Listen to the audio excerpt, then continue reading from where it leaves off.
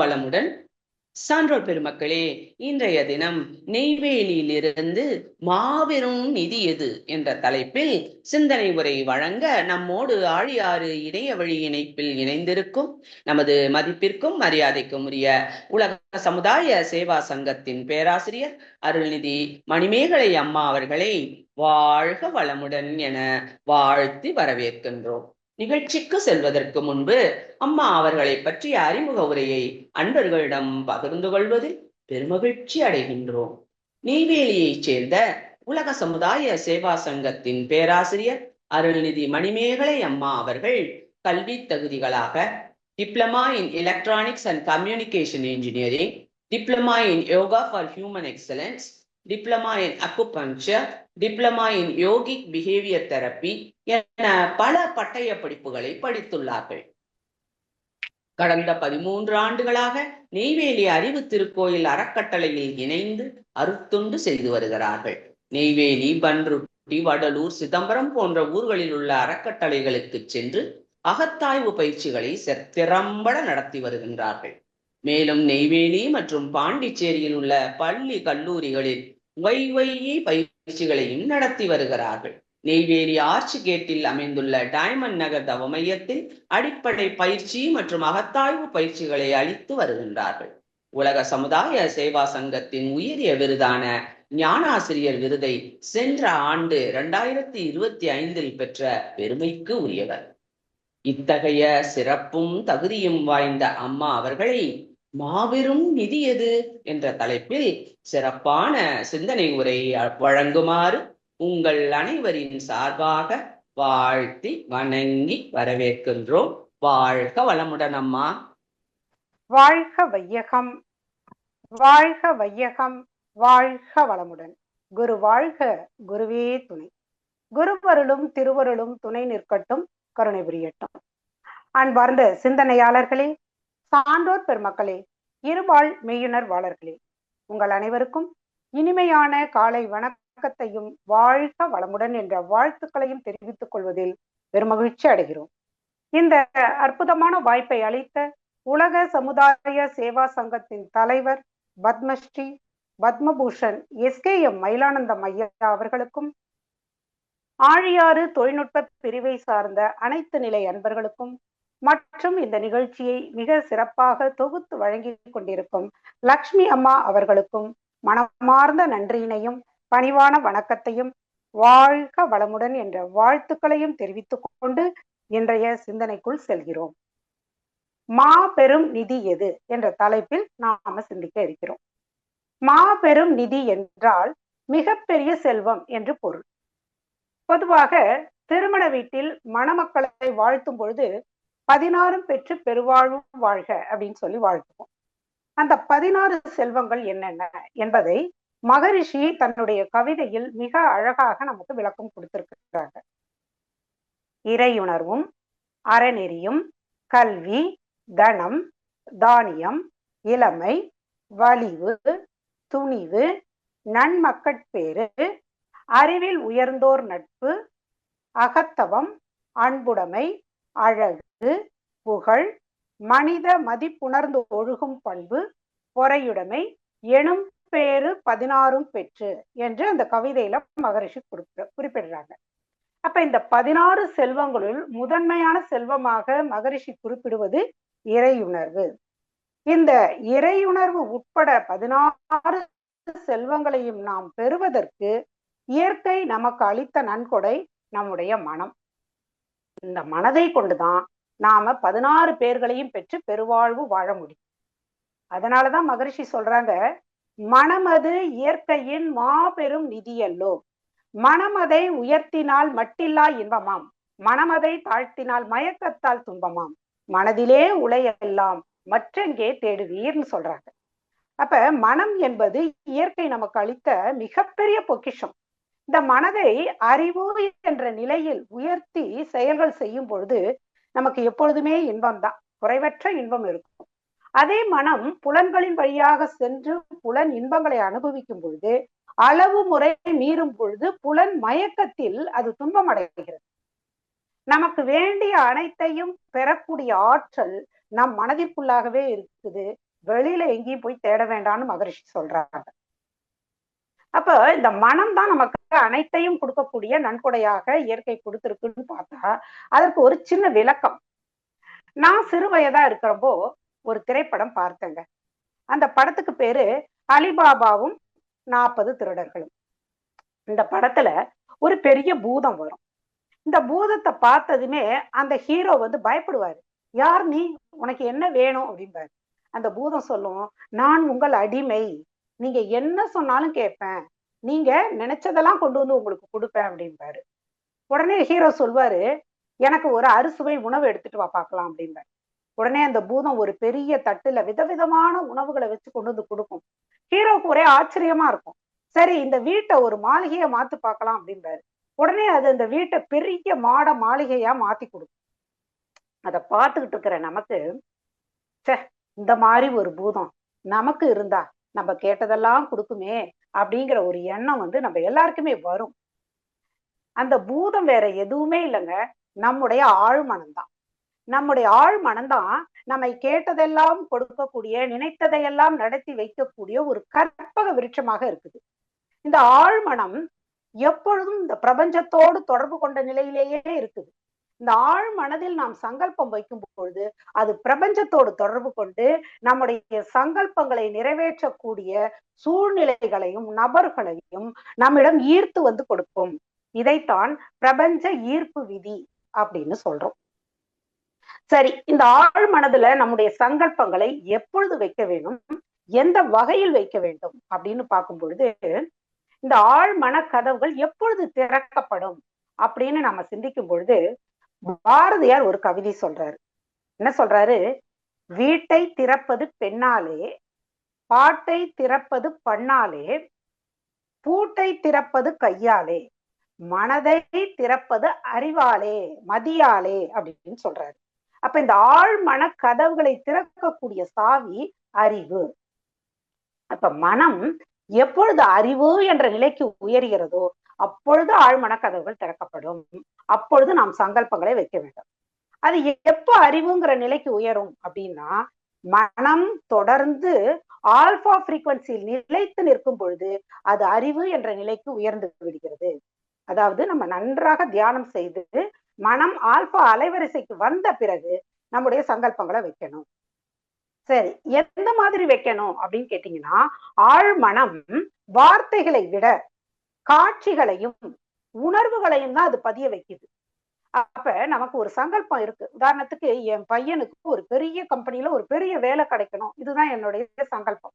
நான் என்ன பண்ணணும், அந்த கம்பெனில பையனுக்கு வேலை கிடைச்சிட்ட மாதிரியும், பையன் வந்து என்கிட்ட அப்பாயின்மெண்ட் ஆர்டர் காட்டுற மாதிரியும், அதை பார்த்து நான் எப்படி ஒரு மகிழ்ச்சி அடைவேனோ அந்த உணர்வோடும் காட்சிகளாக விஷுவலைஸ் பண்ணி அந்த சங்கல்பத்தை ஆழ் மனதில் பதிய வைக்கும் பொழுது அந்த ஆழ் மனம் அதற்கான ஏற்பாடுகளை செய்ய ஆரம்பிக்குது.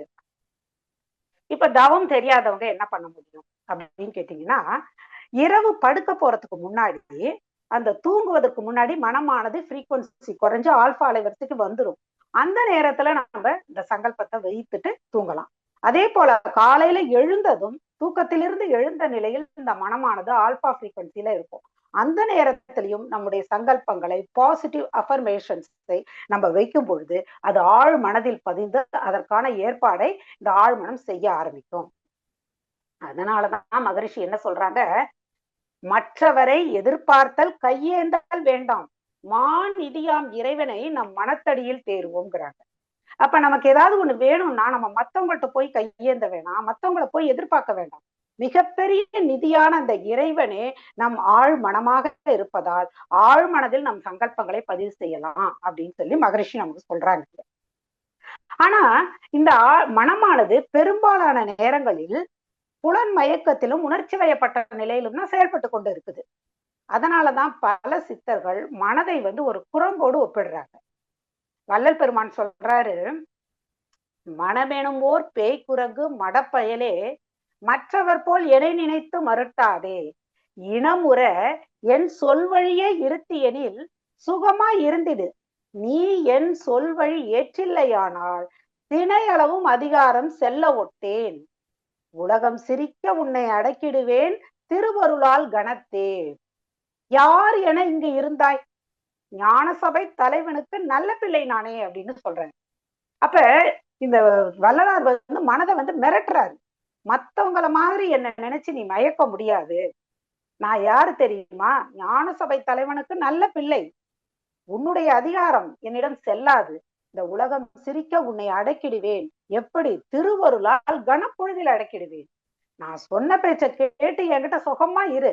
சொன்ன பேச்ச கேட்கலன்னா நான் உன்னை அடக்கிடுவேன்னு அவர் மிரட்டுறாரு. அப்ப எல்லா மகான்களுமே இந்த மனம் ஒரு கட்டுப்பாட்டுக்கு வரமாட்டேங்குது, நம்முடைய கட்டுப்பாட்டில் இல்லாமல் நம்மை தரிகட்ட நிலையில் அழைத்துட்டு போகுது அப்படிங்கறதான் சொல்றாரு. அத தாய்மானவர் சொல்றாரு. கந்துக மதக்கரியை வசமாய் அடக்கலாம், கரடி வெம்புலி வாயை கட்டலாம், ஓர் சிங்கம் முதுகின் மேல் கொள்ளலாம், கட்செவி எடுத்தாட்டலாம், வேறொருவர் காணாமல் உலாவலாம், வெந்தழலில் ரதம் வைத்து 5 லோகங்களையும் வேதித்து விற்றுண்ணலாம், விண்ணவரை ஏவல் கொள்ளலாம், கனல் மேல் இருக்கலாம், ஜலம் மேல் நடக்கலாம், தன்னிகரில்லா சித்தி பெறலாம், சிந்தையை அடக்கியே சும்மா இருத்தல் அரிது அறிவுன்னு சொல்றாரு. அப்போ எல்லா மகான்களுமே மனதை அடக்குவது சிரமம்னு சொல்லும் பொழுது மகரிஷி மட்டும் மனமது இயற்கையின் மாபெரும் நிதி அப்படின்னு சொல்றாரு. பாருங்க, ஏன் இந்த மனதை அடக்குவது இவ்வளவு சிரமமா இருக்கு அப்படின்னு பார்க்கும் பொழுது, இந்த மனதில் 3 களங்கங்கள் இருக்கு. ஆணவம், கண்மம், மாயை என்ற 3 களங்கங்கள் இருக்கு. மனதுக்குள்ள மனம், சித்தம், புத்தி, அகங்காரம் என்ற 4 பகுதிகள் இருக்கு. இந்த மனம் வெளி உலகத்தோடு தொடர்பு கொள்வதற்கு 5 புலன்கள் இருக்கு. இந்த மனம் வெறுப்பு விருப்பு என்ற 2 நிலைகள்ல மட்டும் செயல்பட்டுக்கிட்டு இருக்கு. இதை திருமூலர் சொல்றாரு. திகைக்கின்ற சிந்தையுள் சிங்கங்கள் 3, பகைக்கின்ற நெஞ்சுக்குள் நரிக்குட்டி 4, வகைக்கின்ற நெஞ்சினுள் ஆணைக்கன்று 5, பகைக்கின்ற நெஞ்சுக்கு பால் 2ஆமே அப்படின்னு சொல்றாரு. அப்ப இந்த ஆணவம், கண்மம், மாயை என்ற 3 களங்கங்களையும் சிங்கங்களாக சொல்றாரு திருமூலர். அதே போல மனதிற்கு 4 பகுதிகள் இருக்கு. மனம், சித்தம், புத்தி, அகங்காரம். மனம் என்பது இந்த வெளி உலகத்தோடு தொடர்பு கொண்டு பெறுகின்ற அனுபவங்களை, பார்த்தது, கேட்டது, சுவைத்தது, முகர்ந்தது, தோல் என்ற தொடு உணர்வு கருவி மூலம் பெற்ற அனுபவங்கள் அனைத்தையும் அப்படியே உள்ள எடுத்துட்டு ஸ்டோர் பண்ணுது. அதுல நல்லது எது, கெட்டது எது, எது தேவை, எது தேவையில்லை என்பதெல்லாம் அது பிரிச்சு பாக்குறதே இல்லை. அத்தனையும் உள்ள கொண்டு ஸ்டோர் பண்ணிக்குது. அது எந்த இடத்துல ஸ்டோர் பண்ணுது அப்படின்னு பாத்தீங்கன்னா, சித்தம் என்ற நடுமனதில் ஸ்டோர் பண்ணிட்டு இருக்கு.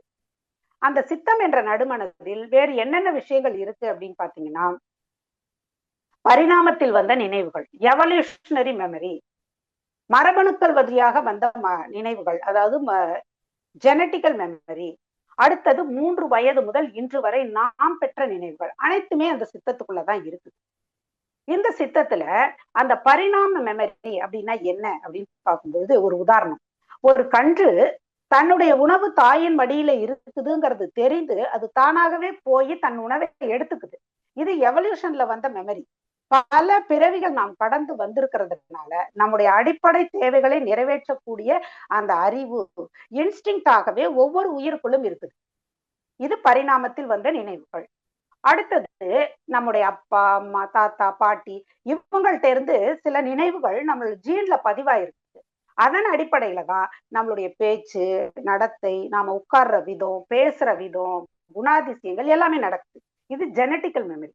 3 வயது முதல் இன்று வரை நாம் பெற்ற நினைவுகளும் அங்க இருக்கு. இதுதான் சித்தம். இந்த சித்தத்துல இருக்கக்கூடிய பதிவுகளை, ரெக்கார்ட்ஸ ரெஃபரன்ஸா வச்சு புத்தி செயல்படுது. புத்தி என்பது எது தேவையோ அதை மட்டும்தான் அது செயல்படுத்துவதற்கு அனுமதிக்கும். தேவையில்லாத விஷயங்களை ஒதுக்கிடும். இப்ப ஒரு உதாரணத்துக்கு, நாம ஒரு தெரு வழியா போயிட்டு இருக்கோம், தூரத்துல ஒரு கூட்டம். அப்ப இந்த மனம் சொல்லும், வா அந்த கூட்டத்துல போய் என்னன்னு பார்க்கலாம் அப்படின்னு. ஆனா இந்த புத்தி சொல்லும், வேண்டாம், இப்ப அங்க போனோம்னா நம்ம பஸ்ஸை தவற விட்டுருவோம், நேரா பஸ் ஸ்டாப்புக்கு போகணும்னு சித்தம் புத்தி சொல்லும். ஆனா மனசு சொல்லும், இல்ல இல்ல அங்க போய் பார்த்தா நமக்கு தேவையான விஷயங்கள் ஏதாவது கிடைக்கலாம், நமக்கு ஆதாயமான விஷயங்கள் ஏதாவது கிடைக்கலாம்.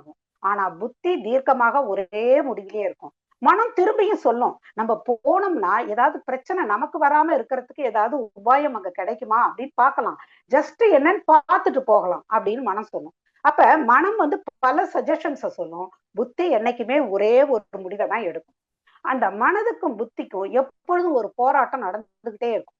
அப்ப மனம் எடுக்கக்கூடிய முடிவு அங்கே செயல்பாட்டுக்கு வர்ற மாதிரி இருக்குது அப்படின்னா அங்க மனம் வலிமையாக இருக்குன்னு அர்த்தம். புத்தி வலிமையாக இருந்தால் புத்தி எடுக்கக்கூடிய முடிவு செயலுக்கு வருகிறது. அப்ப அதை செயலுக்கு கொண்டு வர்றதுதான் அகங்காரம்.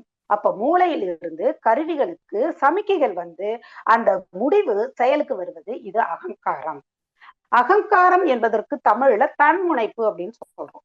அப்ப தன்முனைப்பே இருக்கக்கூடாதா அப்படின்னு கேட்டா, இந்த உலகியல் வாழ்க்கையில் நாம் வாழ்வதற்கு சில அடையாளங்கள் நமக்கு தேவைப்படுது. ஐடென்டிட்டி, நான் யாரு, என்னுடைய பேர் என்ன, நான் யாருடைய மகள், சொசைட்டில என்னுடைய ஸ்டேட்டஸ் என்ன, நான் எந்த மாதிரி செயல்படணும், இது போன்ற சில விஷயங்கள் எல்லாமே அகங்காரத்துக்குள்ளதான் அடங்கி இருக்குது. ஆனா இந்த அகங்காரம் அல்லது தன்முனைப்பு எழுச்சி பெறும்பொழுதுதான் அது நமக்கும் மற்றவர்களுக்கும் துன்பத்தை கொடுக்குது. மற்ற நிலையில அந்த அகங்காரம் தான் நாம் செயல் செய்வதற்கு ஒரு உந்து சக்தியாக இருக்குது. இப்படி மனம், சித்தம், புத்தி, அகங்காரம் என்று 4 பகுதிகளாக மனம் செயல்படுகிறதை 4 நரிக்குட்டிகள் அப்படின்னு சொல்லி திருமூலர் சொல்றாரு. அப்ப இந்த மனதிற்கான இன்புட் டிவைஸ் தான் இந்த 5 புலன்கள். அதைத்தான் ஆணைக்கன்று 5 அப்படின்னு சொல்றாங்க. அடுத்தது, இந்த மனம் 2 நிலைகள்ல செயல்படுது. ஒண்ணு விருப்பு, இன்னொன்னு வெறுப்பு. விருப்புங்கிற நிலையில யாரையாவது அதுக்கு பிடிச்சிருச்சுன்னா எதை வேண்டுமானாலும் அவர்களுக்காக விட்டு கொடுக்கும், தியாகம் செய்யும், வளைந்து கொடுக்கும். ஆனா ஒருத்தரை பிடிக்கல, அவங்க மேல வெறுப்பு இருந்ததுன்னா அவர்கள் எவ்வளவு துன்பப்பட்டாலும் அவர்களுக்கு இம்மி அளவு கூட இந்த மனம் உதவி செய்யாது. அப்ப இந்த 2 நிலையில தான் மனம் செயல்படுமே தவிர விருப்பு வெறுப்பு அற்ற சமநிலையில் அது செயல்படாது. ஆனா விருப்பு வெறுப்பற்ற சமநிலையே யோகம். அந்த யோக பயிற்சிகள் அனைத்துமே நமக்கு அந்த நடுநிலையை கொடுக்குது மனதிற்கு. அதனாலதான் மகாபாரதத்துல கிருஷ்ண பரமாத்மாவை என்ன சொல்லுவாங்க, இடையன் அப்படின்னு சொல்லுவாங்க.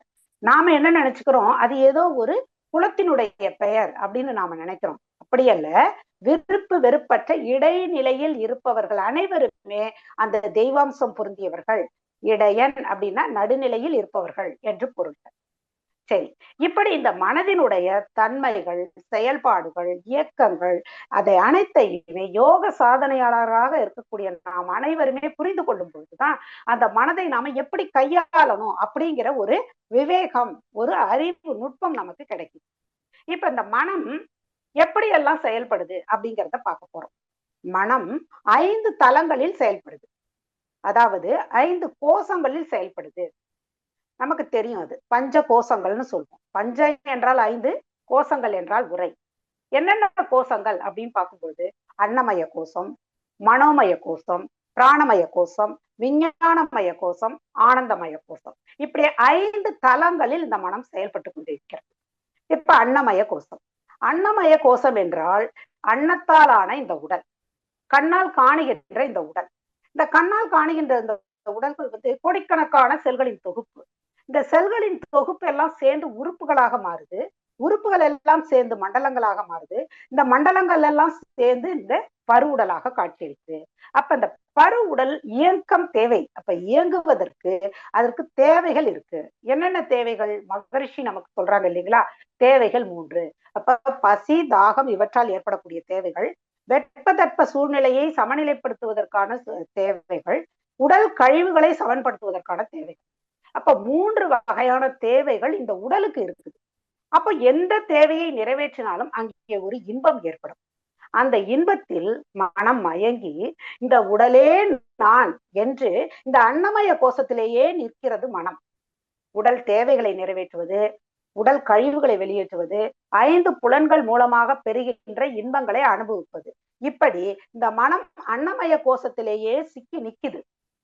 அதனாலதான் சித்தர்கள், ஞானிகள் எல்லாரும் என்ன சொன்னாங்க, ஒரு காலத்துல இந்த உடல் தன் மூலத்தை, மனம் தன் மூலத்தை அறிவதற்கு தடையாக இருக்குது அப்படின்னு சொன்னாங்க.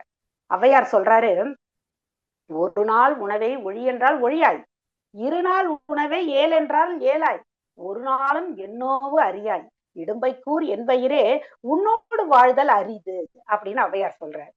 அதாவது என்ன சொல்றாரு, ஒரு நாளைக்கு சாப்பிடாம பட்னி இருன்னா கேட்க மாட்டேங்கிற, சாப்பாடு கிடைக்கிற அன்னைக்கு 2 நாளைக்கு சேர்த்து சாப்பிட்டுக்கனாலும் கேட்க மாட்டேங்கிற, நான் வந்த வேலையை பார்க்காம எப்பொழுதும் உனக்கு உணவளிக்கிற வேலையவே நான் பார்த்துக்கிட்டு இருக்க வேண்டியதா இருக்கே, உன்னோட எனக்கு பெரிய சிரமமா இருக்கு வாழ்வது அப்படின்னு ஔவையார் இந்த உடலை திட்டுறாங்க. இன்னொரு சித்தர், அழகுடி சித்தர் என்ன சொல்றாரு, ஊற்றை சடலமிடி உப்பிருந்த பாண்டமடி மாற்றி பிறக்க வழி எனக்கு கிட்டுதில்லை, மாற்றி பிறக்க வழி எனக்கு கிட்டிவிட்டால் ஊற்றை சடலம் விட்டே என் கண்ணம்மா உன் பாதம் சேரேனோ அப்படின்னு சொல்றாரு.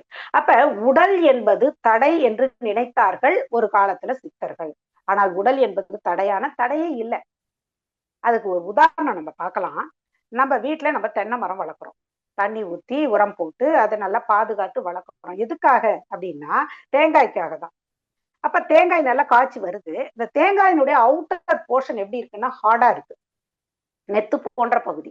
அதை நாம கட் பண்ணி எடுத்தோம்னா உள்ள நார் போன்ற பகுதிகள் இருக்கு. அதையும் நம்ம எடுக்கும் பொழுது ஓடு வருது. அந்த ஓட்டை உடைக்கும் பொழுது உள்ளே வெள்ளை கலர்ல பருப்பு வருது.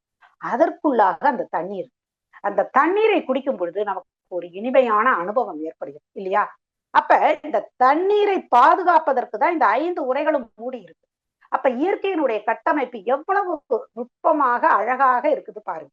மிக உயர்ந்த இடத்துல அந்த தண்ணீரை வைத்து அதற்கு பாதுகாப்பாக 5 உரைகளை வைத்திருக்குது இயற்கை.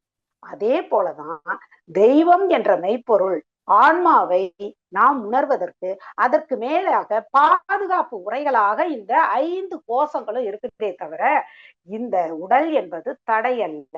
உடலை கொண்டுதான் இறைவனை உணர முடியும், உடலை கொண்டுதான் வினைப்பதிவுகளை நீக்க முடியும்.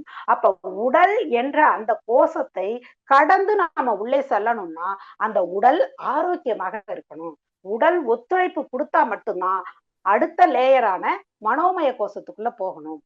அப்ப நம்ம இந்த உணவை உண்ணும்பொழுது எப்படி உண்ணணும் அப்படின்னா விழிப்பு நிலையோடு உண்ண வேண்டும். மகரிஷி சொல்றாங்க, அன்பர்கள் நண்பர்கள் அனைவரும் கூடி நன்றி உணர்வுடன் நாமே இவ்வுணவை உண்ணத் தொடங்குவோம் உடல் நலத்துக்கே. என்ன விழிப்புடன் இவ்வுணவு அளவோடு உச்சியில் நினைவை வைத்துக் கொள்ளுவோம். அப்ப சாப்பிடும் பொழுது மனதை உச்சியில் வைத்து விழிப்பு நிலையோடு அளவோடு முறையோடு சாப்பிடும் பொழுது மனம் அன்னமய கோஷத்தில் இருக்கும் பொழுது தேவைக்கு மட்டுமே அன்னமய கோஷத்தை அது பயன்படுத்தும். ஆனா நாம சாப்பிட்றப்ப என்ன பண்றோம், டிவி பார்த்துக்கிட்டு செல்போனை பார்த்துக்கிட்டு இல்ல யாரோட பேசிக்கிட்டு சாப்பிட்றோம். அப்ப இந்த மனம் அந்த சுவையில் முழுமையாக லயமாகல, அதனால அந்த மனதுக்கு நிறைவு ஏற்படல, அதனால அது இன்னும் கொஞ்சம் அளவு அதிகரிக்கும். அப்ப இந்த விழிப்பு நிலையோடு சாப்பிட்றதுக்கு தான் மகரிஷி நமக்கு என்ன உபதேசம் கொடுத்திருக்கிறாங்க, இன்று முதல் எந்த உணவை உண்ணுகிற பொழுதும் வேறு எந்த புலன் அனுபவம் பெறுகிற போதும் உச்சியிலே நினைவை வைத்துக் கொள்ளுங்கள் என்று தீட்சை கொடுக்குற அன்னைக்கே நமக்கு அந்த உபதேசத்தை கொடுத்துட்டாங்க.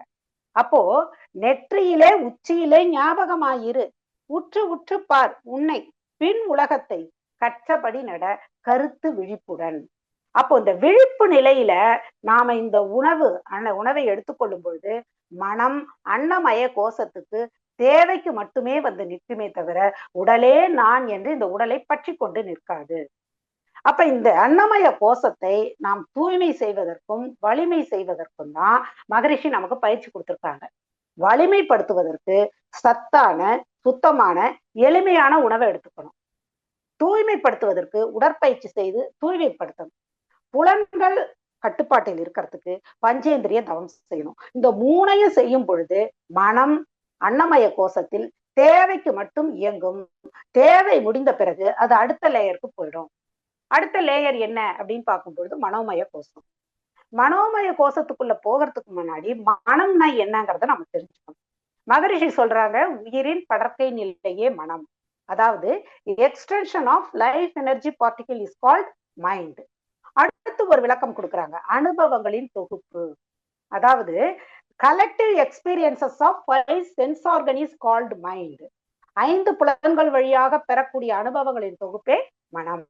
அடுத்தது என்ன சொல்றாங்க, ஜீவகாந்த அலை மூளையின் வழியாக செல்லும் பொழுது 5 புலன்களின் வழியாக பெறக்கூடிய அனுபவத்தை உணர்கிறது, அனுபவிக்கிறது, சிந்திக்கிறது, கணிக்கிறது, திட்டமிடுகிறது. அப்ப இந்த 5 வேலைகளையும் எது செய்யுதுன்னா மூளையின் வழியாக செல்லக்கூடிய ஜீவகாந்தம்.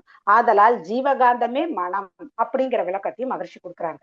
இதையும் தாண்டி மனதுக்கு ஒரு விளக்கம் இருக்கு. என்னன்னு கேட்டீங்கன்னா, mind is the subtle layer that covers every cells of our பாடி.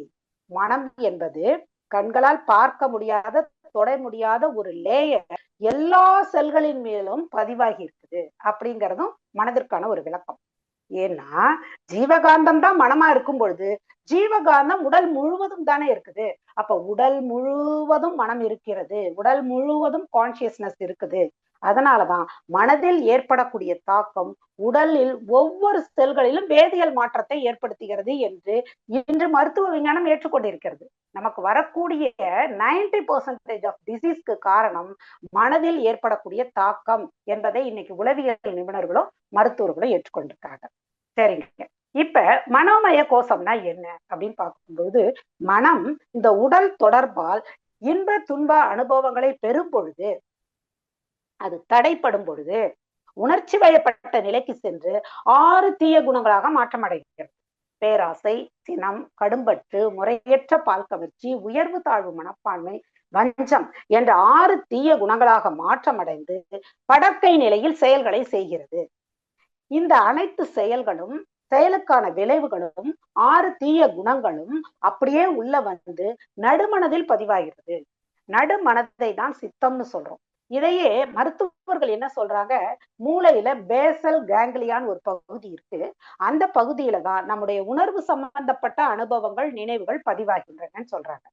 அப்ப அந்த மூளையில பதிவான, நடுமனதில் பதிவான அனைத்துமே நினைவலைகளாக உடல் முழுவதும் வீசிக்கொண்டே இருக்கிறது, எண்ணங்களாக எழுச்சி பெற்றுக்கொண்டே இருக்கிறது. அதனாலதான் யோக சாதனையாளர்கள் எவ்வளவு முயற்சி செய்தாலும் தியானம் செய்யும் பொழுது எண்ணங்கள் வந்து கொண்டே இருக்கின்றன. அதனாலதான் சித்தர்கள் என்ன சொல்றாங்க, மனதை அடக்க வழியொன்றும் அருகிலேனே, மனமெனும் பாம்பு அடங்கினால் தாண்டவ கோனே, முக்தி கிடைத்ததென்று என்னேண்டா தாண்டவ கோனேன்னு சித்தர்கள் இந்த மனதை ரொம்ப கஷ்டப்படுறாங்க அடக்கிறது. ஆனா மகரிஷி என்ன சொல்றாங்க, மனதை அடக்க நினைத்தால் அலையும், அறிய நினைத்தால் அடங்கும். அப்ப நீங்க அடக்கணும்னு நினைக்காதீங்க, எண்ணம் என்பது வந்து கொண்டேதான் இருக்கும். உடல்ல உயிர் இருக்கிற வரைக்கும் எண்ணம் வந்து கொண்டுதான் இருக்கும். ஆனால் அந்த எண்ணத்தை நெறிப்படுத்துறதுதான் நம்முடைய வேலையை தவிர எண்ணமே வரக்கூடாதுன்னு நினைக்கிறது தவறு அப்படிங்கிறாங்க. அப்போ இந்த எண்ணத்தை ஆராய்ச்சி செய்ய சொல்றாங்க, எண்ணம் ஆராய்தல் பயிற்சி செய்ய சொல்றாங்க. எந்த இடத்துல எண்ணம் ஆராய்தல் பயிற்சி செய்யணும்னா துரிய தவத்தில் செய்ய வேண்டும். துரிய தவம் செய்துட்டு செய்யணும். ஏன்னா துரிய தவம் செய்யும் பொழுதுதான் அந்த ஜீவகாந்தம் மூளை செல்கள் முழுவதும் பரவி அந்த பழக்கத்திலிருந்து மனிதன் விளக்கத்தின்படி வாழ்வதற்கு உதவியாக இருக்கு. அப்ப துரிய தவத்தில் தான் அகத்தாய்வு பயிற்சிகள் செய்யும் பொழுது அது வெற்றி பெறும், சங்கல்பங்கள் நிறைவேறும். ஆனா இது செய்யல, என்ன நடக்கும் அப்படின்னா, நம்முடைய வாழ்நாளில் கடந்த கால அனுபவங்கள், அது கவலையாக இருக்கலாம், கண்ணீராக இருக்கலாம், பயமாக இருக்கலாம், அவமானங்கள், குற்ற உணர்ச்சி, ஏதோ ஒரு டிராமா, இத்தனை விஷயங்களும், பகிரப்படாத விஷயங்கள், வெளியில் சொல்ல முடியாத விஷயங்கள் அனைத்துமே நம்முடைய நடுமனதில் ஸ்டோர் ஆகி இருக்கும். அது நம்முடைய ஜீவகாந்தத்தில் ஒரு பகுதியை எடுத்துக்கொள்ளும். இப்ப நம்ம செல்போன் இருக்கு, நம்ம ஸ்டோர் பண்ணி வைக்கிறோம், சில வீடியோஸ் ரெக்கார்ட் பண்ணி வைக்கிறோம் அப்படின்னா அது கொஞ்சம் ஸ்பேஸ் ஆக்குபை பண்ணுது இல்லைங்களா?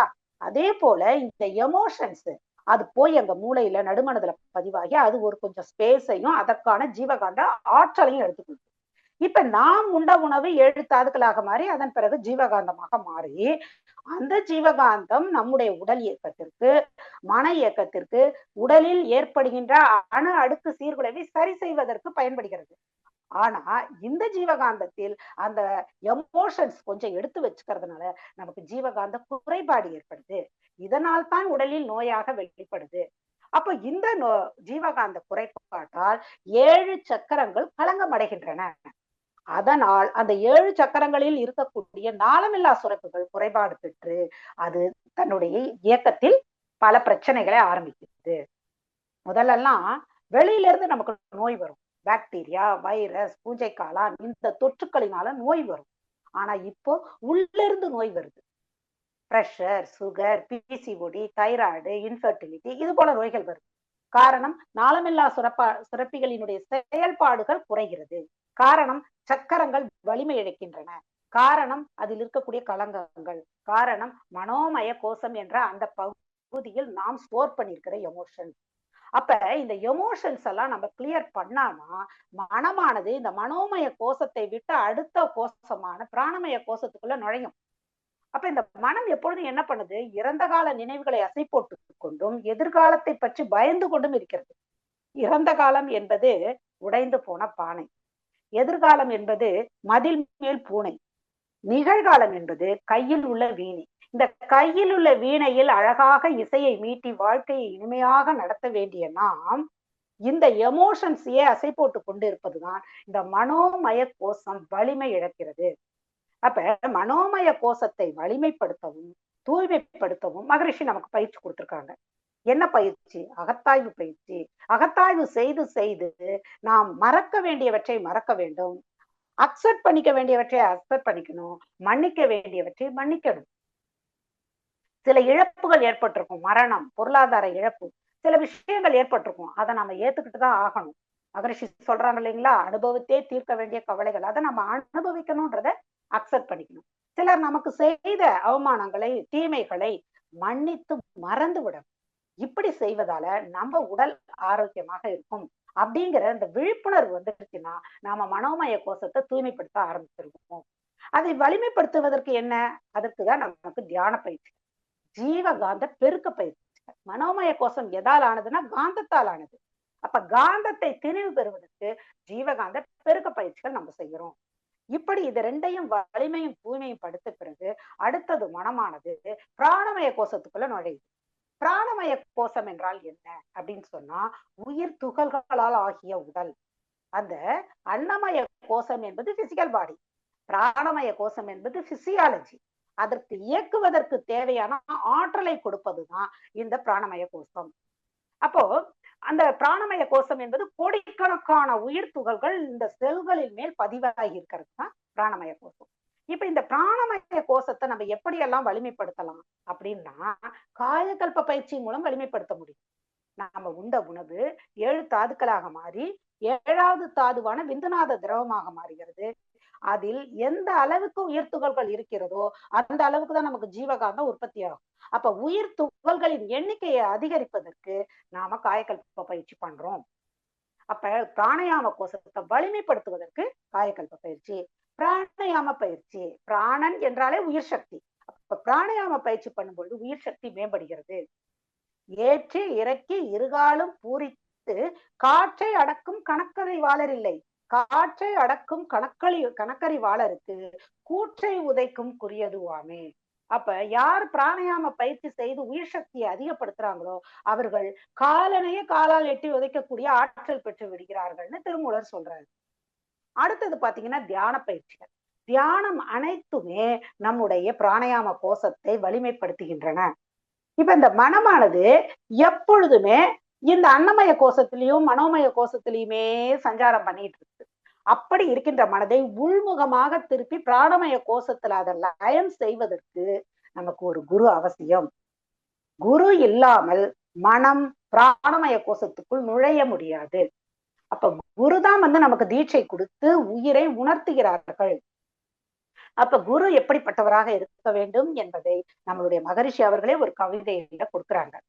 உன்னையோ கடவுளையோ அறிய வென்றால் ஒரு குறுக்கு வழி உண்டு, உள்ளுணர்ந்து தன்னை அறிந்து அந்நிலையில் நிலைத்து வாழும் தனிக்கருணை வடிவான குருவடைந்தால் முன்னை அன்னை வயிற்றடைந்து உருவாகி உடலாகி வந்த ஆதி கருவை புருவத்திடை உணர்த்த பின்னை நீ அவ்விடத்தில் நிலைத்து நிற்க உந்தன் பேதமற்ற நிலை கடவுளாய் நிற்கும். அப்ப குரு எப்படிப்பட்டவர்? தன்னை அறிந்தவர், உள்ளுணர்ந்தவர், அங்கே அதிலேயே நிலைத்து நின்றவர், தனிக்கருணை வடிவமானவர். அப்படிப்பட்ட குரு அருள் தந்தை வேதாத்ரி மகரிஷி அவர்கள் வந்து அன்னை வயிற்றில் உருவான அந்த ஆதி கருவை, மூலாதாரத்தில் இருக்கக்கூடிய கருவை தட்டி சுழற்றி முதுகுத்தண்டின் வழியாக மேலேற்றி புருவ மையத்தில் தொட்டு உணர்த்தி அங்கேயே கவனிக்க சொல்றாரு. அப்பதான் மனம் உள்முகமாக திரும்பி தன்னுடைய மூலமான உயிரை உணர்கிறது.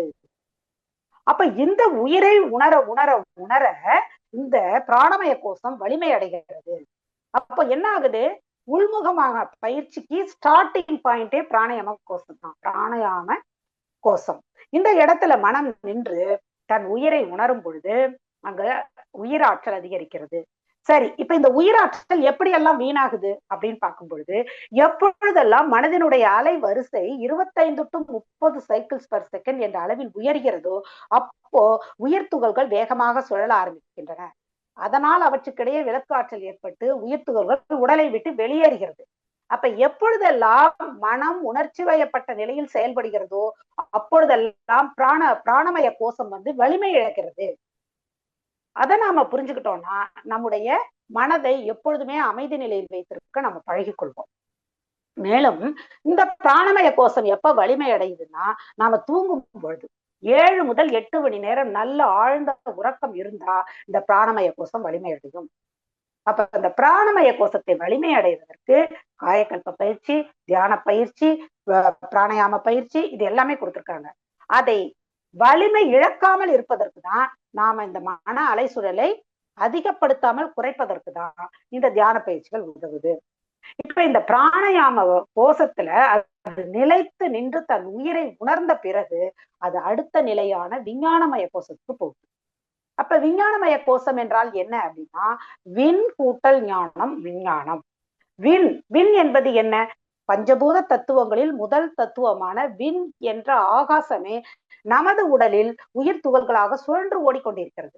நமது உடலில் உயிராற்றலாகவும் பிரபஞ்சம் முழுவதும் ஆற்றல் களமாகவும் எங்கும் நீக்கமர நிறைந்துள்ளது விண். அப்ப நம்ம உடலில் இருக்கக்கூடிய உயிருக்கும் இந்த பிரபஞ்சத்துல இருக்கக்கூடிய விண்ணுக்கும் எப்பொழுதும் நேரடியான நெருங்கிய தொடர்பு இருந்துகிட்டே இருக்குது. அது யுனிவர்சல் கான்சியஸ்னஸ். இந்த உயிரானது நம்ம பாடிக்குள்ள இருக்கக்கூடிய கான்சியஸ்னஸ்.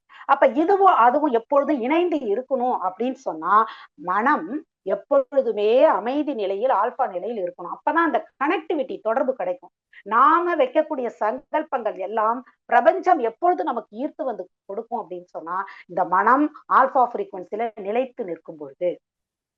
அடுத்தது இந்த மனம் விஞ்ஞானமய கோஷத்துக்கு போகும் பொழுது அது விரிவடைய ஆரம்பிக்குது. அதாவது துவாத சாங்கத்திலிருந்து மனம் விரிவடைவது போல நம்ம பாவனை பண்றோம். அந்த நேரத்துல அது விரிவடையும் பொழுதுதான் அந்த மனம் அறிவு என்ற நிலைக்கு உயர ஆரம்பிக்கும். மகரிஷி சொல்றாங்க, மனம் புலன் உணர்வினில் மயங்கிட மாயையாம், மனம் உயர் வெளியினில் மருவி தோய்ந்திட மனமறிவான மனிதரும் தெய்வமே. அப்ப மனம் அறிவு என்ற நிலைக்கு செல்வதற்கு இந்த பேரியக்க மண்டலத்தில் மனம் விரிவு பெறுகிறது. மகரிஷி ஒரு பாடல்ல சொல்றாங்க, அறிவை அதிக நாள் புலன்களில் இயக்கினேன், அதன் பயன் உணர்ச்சிகள் புலனை வென்றன. அறிவை அறிவால் ஆராய பழகினேன், அந்த நிலையிலும் புலன்களை இயக்கினேன். அறிவு அகண்டாகாரத்தில் நிலை பெற அறிவித்து விழிப்பும் பழக்கமும் வந்தது. அறிவு புலன்களை அறிந்தது, வென்றது. அமைதி விரும்புவோர் அங்கு வாருங்கள்ங்கிறாங்க. அப்ப அந்த அகண்டாகாரத்தில் மனம் விரிவடையும் பொழுதுதான் அந்த மனம் அறிவு என்ற நிலைக்கு உயர்கிறது. அப்பொழுதுதான் அந்த மனதிற்கு ஆராய்ச்சி வருது.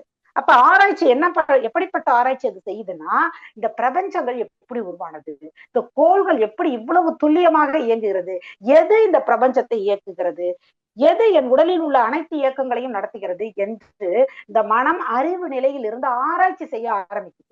அப்படி செய்யும் பொழுது தன் வாழ்க்கையில் வரக்கூடிய சிக்கல்களையும் பிரச்சனைகளுக்கும் காரணம் என்ன, அதற்கான தீர்வுகள் என்ன என்பதை சிந்தித்து திட்டமிட்டு செயல்பட ஆரம்பிக்குது. அப்ப மனம் இந்த மாதிரி தவம் செய்ய செய்ய, துரியாதீத தவம் செய்ய செய்ய இந்த மனதிற்கு வலிமை அதிகரித்து அது ஒவ்வொரு லேயர்ஸ்ல இருந்து லிபரேட் ஆகி விஞ்ஞானமய கோஷத்தில் மனம் கெட்டிப்பட்டு அறிவு என்ற உயர்ந்த நிலையை அடைகிறது. அது எங்க நடக்குது, இந்த விஷயம் எல்லாம் எங்க நடக்குதுன்னா இந்த இடத்துல, அதாவது ப்ரீ ஃப்ரான்டல் கார்டெக்ஸ் எனப்படும் முன்மடல் புரணியில நடக்குது. ஏன்னா இந்த பகுதி தான் சிந்தனை திறன், problem solving, decision making, planning, எல்லா விஷயத்தையும் நம்ம வாழ்க்கைக்கு தேவையானதை செய்யறது எதுன்னா இந்த ப்ரீஃப்ரான்டல் கார்டெக்ஸ் தான். அப்ப மனம் அறிவு என்ற நிலையில் உயர உயர, அதாவது தியானத்தில் உயர உயர இந்த பகுதி வலிமை அடைந்து நம்முடைய அறிவு உயர ஆரம்பிக்குது. இதுதான் விஞ்ஞானமய கோஷம். அப்ப விஞ்ஞானமயம் என்பது ஆராய்ச்சி. ஆராய்ச்சி என்பது இந்த இயற்கையை பற்றி ஆராய்ச்சியும் நடக்கும். அதே சமயம் நம்ம வாழ்க்கையில் வரக்கூடிய பிரச்சனைகளுக்கு காரணம் என்ன என்பதை உணர்ந்து அதை தீர்ப்பதற்கான உள்ளுணர்வும் அந்த இடத்துலதான் வெளிப்படும். இதுதான் நம்ம அந்த ஆழ் மன கதவுகள் திறக்கப்படக்கூடிய இடம். இந்த இடத்துலதான் நம்ம சங்கல்பம் வைக்கும் பொழுது அந்த சங்கல்பம் நிறைவேறுது. பலரும் நினைக்கிறாங்க, நான் நல்லா வாழ்த்துறேங்க, நான் நல்ல சங்கல்பம் வைக்கிறேங்க, நான் நல்ல தவம் பண்றேங்க, ஆனா நிறைவேறல. காரணம் என்ன அப்படின்னு சொன்னா, இந்த ஆழ் மனதுக்கு என்ன தெரியும்னா உணர்வுகள் தான் தெரியும். நம்ம ஏற்கனவே பார்த்தோம். அப்ப மனோமய கோஷத்தில் ஏற்கனவே சேகரிக்கப்பட்ட எமோஷன்ஸ் ஆழ் மனதுல பதிவாகும் பொழுது, அவர் கோபம் இருந்ததுன்னா அந்த கோபத்துக்கு ரிலேட்டடான விஷயங்களை தான் அது ஈர்த்து வந்து கொடுக்கும். ஒரு கவலையும் கண்ணீரும் இருந்தா அதற்கு ரிலேட்டடான விஷயத்தை அது ஈர்த்து வந்து கொடுக்கும். அப்ப இந்த எமோஷன்ஸ் பாதிக்கப்பட்ட, அதான் ஆங்கிலத்துல வந்து ட்ராமான்னு சொல்றாங்க, அதை நாம கிளியர் பண்ணும் பொழுதுதான் நாம புதிதாக வைக்கக்கூடிய சங்கல்பங்கள் நமக்கு நிறைவேற ஆரம்பிக்கும். அப்போ இந்த விஞ்ஞானமய கோஷத்தில் அறிவு உயர்ந்த நிலைக்கு சென்று சென்று அதன் பிறகு அது ஆனந்தமய கோஷம் என்ற லேயருக்குள்ள நுழைய ஆரம்பிக்குது. ஆனந்தம்னா என்ன அப்படின்னா, அது உள்ளிருந்து வெளிப்படுவதுதான் ஆனந்தம். இப்ப மனம் ஒரு புலன்கள் வழியாக பெறக்கூடிய அனுபவத்தை இன்பம் அப்படின்னு சொல்றோம். இப்ப ஒரு ஐஸ்கிரீம் சாப்பிடுறோம், ஒரு டிவி பாக்குறோம், ஒரு இசையை கேட்கிறோம், நமக்கு இன்பம் கிடைக்குது. இது உடல் மூலம் மனம் பெறக்கூடிய இன்பம். மனதின் மூலம் மனம் பெறக்கூடிய இன்பத்துக்கு மகிழ்ச்சி அல்லது பிளஷர் அப்படின்னு சொல்றோம். இப்ப உதாரணத்துக்கு, என் வீட்டுல ஒரு திருமணம் நடக்குது, எனக்கு ஒரு பேரன் பிறக்கிறான், என் பையன் பெரிய ப்ரமோஷன் கிடைக்குது, இதெல்லாம் மனதுக்கு ஏற்படக்கூடிய மகிழ்ச்சி, பிளஷர். இந்த மனம் எப்பொழுதுமே மகிழ்ச்சியிலும் ஆனந்தத்திலும் சந்தோஷத்திலும் இன்பத்திலும் திளைக்கணும் அப்படின்னு நினைக்குது. ஆனா அது எங்க கிடைக்கும்னா ஆனந்தமய கோஷத்துலதான் அந்த மனதுக்கு கிடைக்கும். மனதினுடைய இயல்பே ஆனந்த சொரூபம் தான். ஆனா அது தன்னுடைய நிலைத்த இன்பத்தை அன்னமய கோஷத்திலும் மனோமய கோஷத்திலும் தேடிக்கொண்டிருக்கிறது. நிலையற்ற பொருட்களிலிருந்து வரக்கூடிய இன்பம் நிலையற்றதாக தான் இருக்கும். அது சலிப்பாகவும் பேராசையாகவும் தான் மாறும். ஆனால் ஆனந்தமய கோஷத்தில் நிலையான பொருளில் இருந்து ஆனந்தம் கிடைக்கிறதுனால அது நிலையாக நீடித்து இருக்கும். இந்த விழிப்புணர்வு மனதிற்கு தெரியல. இதைத்தான் நாம மனதிற்கு விளக்கம் கொடுத்து அந்த மனதை எப்பொழுதும் பிராணமய கோஷத்துல வச்சிருக்கணும். பிராணமய கோஷத்தில் இருந்து அது அன்னமய கோஷத்தையும் மனமய கோஷத்தையும் நமக்கு வாழ்க்கைக்கு, உலக வாழ்க்கைக்கு பயன்படுத்த வேண்டும். பிராணமய கோஷத்தில் இருந்து அது உள்முகமாக டிராவல் பண்ணி தன்னுடைய இருப்பை அடைந்து ஆனந்தத்தை அனுபவிக்க வேண்டும். அப்ப மகரிஷி இதைத்தான் என்ன சொல்றாங்க, 3 நிலைகள்ல சொல்றாங்க. காமதேனு, கற்பகம், சிந்தாமணி. காமதேனு அப்படின்னு சொன்னா மனம் இச்சை வயப்பட்டு உலக இன்பங்களை அடையணும்னு ஆசைப்படுறது. அப்ப அந்த மனதுக்கு பேரு காமதேனு. கற்பகம் அப்படின்னு சொன்னா, கற்பு என்றால் உறுதி. இப்ப உறுதியான உள்ளம் இந்த மனதிற்கு எப்ப வரும்னா அது பிராணமய கோஷத்திலும் விஞ்ஞானமய கோஷத்திலும் நிலைத்து நிற்கும் பொழுது அது கற்பகமாக மாறுது. அதுதான் அப்பதான் அது கற்பக விருட்சம் என்று நமக்கு தேவையானதெல்லாம் கொடுக்குது. அதே மனம் ஆனந்தமய கோஷத்துல இருக்கும் பொழுது அது சிந்தாமணி. சிந்தை முழுவதும் இறை சிந்தனையே இருக்குது அதுக்கு. அப்ப அது சிந்தாமணியாக இருக்கிறது. மகரிஷி சொல்றாங்க, நீர் நிறைந்த பாத்திரத்தில் காற்றேறாது, நித்தியமா மெய்ப்பொருளால் நிறைந்த உள்ளம் ஊர் உலக பொருள் கவர்ச்சி உள்நுழையா. அப்ப மனம் முழுவதும் மெய்ப்பொருளை பற்றிய சிந்தனை இருக்கும் பொழுது அங்கே வெளி உலகத்திலிருந்து வரக்கூடிய நாட்டங்கள் எதுவுமே இந்த மனசுக்கு பாதிக்காது. அது ஒவ்வொன்றாக விலகி விலகி விலகி அந்த ஆனந்தமய கோஷத்துக்குள்ள தானாவே வந்து அமர ஆரம்பிக்குது, தன்னுடைய இருப்பில் வந்து உட்கார ஆரம்பிக்குது. அப்ப என்ன, எப்படிப்பட்ட ஆனந்தம் அது? தேன் பொழியும் பேரின்பம், திகட்டாது சலிக்காது. அது திகட்டவே திகட்டாது, சலிப்பே ஏற்படுத்தாது. நுண்ணியக்க அலை நுண்பொருளோடு உரச நுகராமல் நுகர்வதுவே பேரின்பமாகும். நுண்ணியக்க அலை என்பது நமது மனம் டெல்டா ஃப்ரீக்வன்சிக்கு போய் அந்த நுண்பொருள் என்பது சுத்தவெளி. மாணிக்க வாசகர் சொல்றாரு இல்லைங்களா, ஆழ்ந்து அகன்ற நுண்ணியனே அப்படின்னு சொல்றாரு இல்லைங்களா. அந்த நுண் பொருளோடு இந்த மனம் நுண்ணியக்க நிலையில் போய் உரசும் பொழுது நுகராமல் நுகர்வதுவே பேரின்பமாகும். உணர்பவனும் உரைபவனும் ஒரு இயக்க திருநிலையில் உணராமல் உணர்வதுவே பேரின்பமாகும். உணர்பவன் நாம, உரைபவன் சுத்தவெளி. இந்த உணர்பவனும் உரைபவனும் ஒரே ஃப்ரீக்வன்சியில போகும் பொழுது அங்கு உணராமல் உணர்வதுவே பேரின்பமாகும். காண்பொருளும் மறைந்து காண்பவனும் மறைந்து காணாமல் காண்பதுவே பேரின்பமாகும். காண்பவன் நாம, காண்பொருள் சுத்தவெளி. அப்ப ரெண்டுமே மறைந்து அங்க காட்சியும் இல்லை, சாட்சி சொல்ல யாரும் இல்லை. அந்த ஒரு நிலையில் கரைதல் அந்த இடத்துல நடக்குது. எப்படி உப்பை தண்ணியில போட்டா கரையுமோ அது போல ஒரு கரைதல், 2.5 கரைதல் நடக்கும்போது அது பேரின்பமாக நமக்கு தெரிகிறது. கரைந்து போம் தன்முனைப்பு காணும் தெய்வம். அந்த இடத்துலதான் தன்முனைப்பு கரைந்து அதுவே நான் என்ற ஒரு நிலை ஏற்படுகிறது. மகரிஷி சொல்றாங்க, கரம் குவித்தேன் நீயே நான் இரண்டும் ஒன்றே என்று கலங்கமின்றி நீ நானாய் விளங்கும் பேரறிவில். ஏன் நான்கிறத அந்த பேரறிவு நிலையில நின்று நான் உணர்ந்துக்கிறேன் அப்படின்னு சொல்றாங்க. அப்போ மனம் அன்னமய கோஷத்தில் இருக்கும் பொழுது உடலே நான் என்று நினைத்து அந்த உடலை பற்றி கொண்டிருக்கிறது. மனோமய கோஷத்தில் இருக்கும் பொழுது கடந்த கால அனுபவங்களே நான் என்று அந்த அனுபவங்களையே அசை போட்டு கொண்டு அதன்படியே எண்ணம் சொல் செயல் ஏற்பட்டு வாழ்க்கையில பல சிக்கல்களை உருவாக்கி, பிராணமய கோஷத்தில் இருக்கும் பொழுது மனம் உயிரே நான் என்ற உணர்வை உயிருணர்வை பெறுகிறது. அதே விஞ்ஞானமய கோஷத்திற்கு இருக்கும் பொழுது அறிவே நான் என்ற உணர்வை அது பெறுகிறது. ஆனந்தமய கோஷத்தில் அந்த அறிவே மெய்ப்பொருள், அதுவே நான், அந்த இறைநிலையே நான் என்ற நிலையில் அது இருக்குது. இந்த அடிப்படையில் தான் நம்முடைய மனித வாழ்க்கையே நடக்குது. அப்ப மனம் எங்க இருக்குது, அதை எங்க கொண்டு வந்து வைக்கணும் அப்படிங்கிற விழிப்புணர்வை பெறுவதற்காகத்தான் நாம இந்த பஞ்ச கோஷங்களை பத்தி தெரிஞ்சுப்போம். அப்ப இதற்கு ஏற்ற வகையில நமக்கு மகரிஷி பயிற்சிகளை வடிவமைத்து கொடுத்திருக்கிறாங்க. அப்ப அன்னமய கோஷத்துக்கு உடற்பயிற்சி, உணவில் ஒழுங்கு, பஞ்சேந்திரிய தவம். மனோமய கோஷத்திற்கு அகத்தாய்வு, துரிய தவம். பிராணமய கோஷத்திற்கு பிராணயாம பயிற்சிகள், தியான பயிற்சிகள், அடுத்தது நமக்கு காயக்கல்ப பயிற்சி. விஞ்ஞானமய கோஷத்துக்கு துரியாதீத தவம், பஞ்சபூத நவகிரக தவம். எல்லாவற்றுக்கும் மேலாக தத்துவ ஆராய்ச்சி செய்வதற்கு மகரிஷி தத்துவங்களை கொடுத்திருக்காங்க. வேதத்துல இருக்கிற அத்தனை விஷயத்தையும் நமக்கு கொடுத்திருக்காங்க. அதை கொண்டுதான் நம்ம ஆராய மனமானது அறிவாக உயர்ந்த நிலை அடையும். ஆனந்தமய கோஷம் என்பது இயல்பாக நடக்கக்கூடியது. எப்படி ஒரு தேங்காய் பக்குவப்பட்டு விட்டால் அது மரத்திலிருந்து தானாக கீழே விழுகிறதோ அது போல இந்த மனம் தூய்மை அடைந்து வினை தூய்மையும் மன தூய்மையும் அடையும் பொழுது அது தானாக ஆனந்தமய கோஷத்துக்கு சென்று தன்னுடைய வாழ்வின் நோக்கத்தை அது நிறைவேற்றிக் கொள்கிறது. அது வீடு பேறு முக்தி என்ற நிலையை அடைகிறது. அந்த நிலை அடையும் வரை இந்த அறிவிற்கு அமைதி என்பதே கிடைக்காது.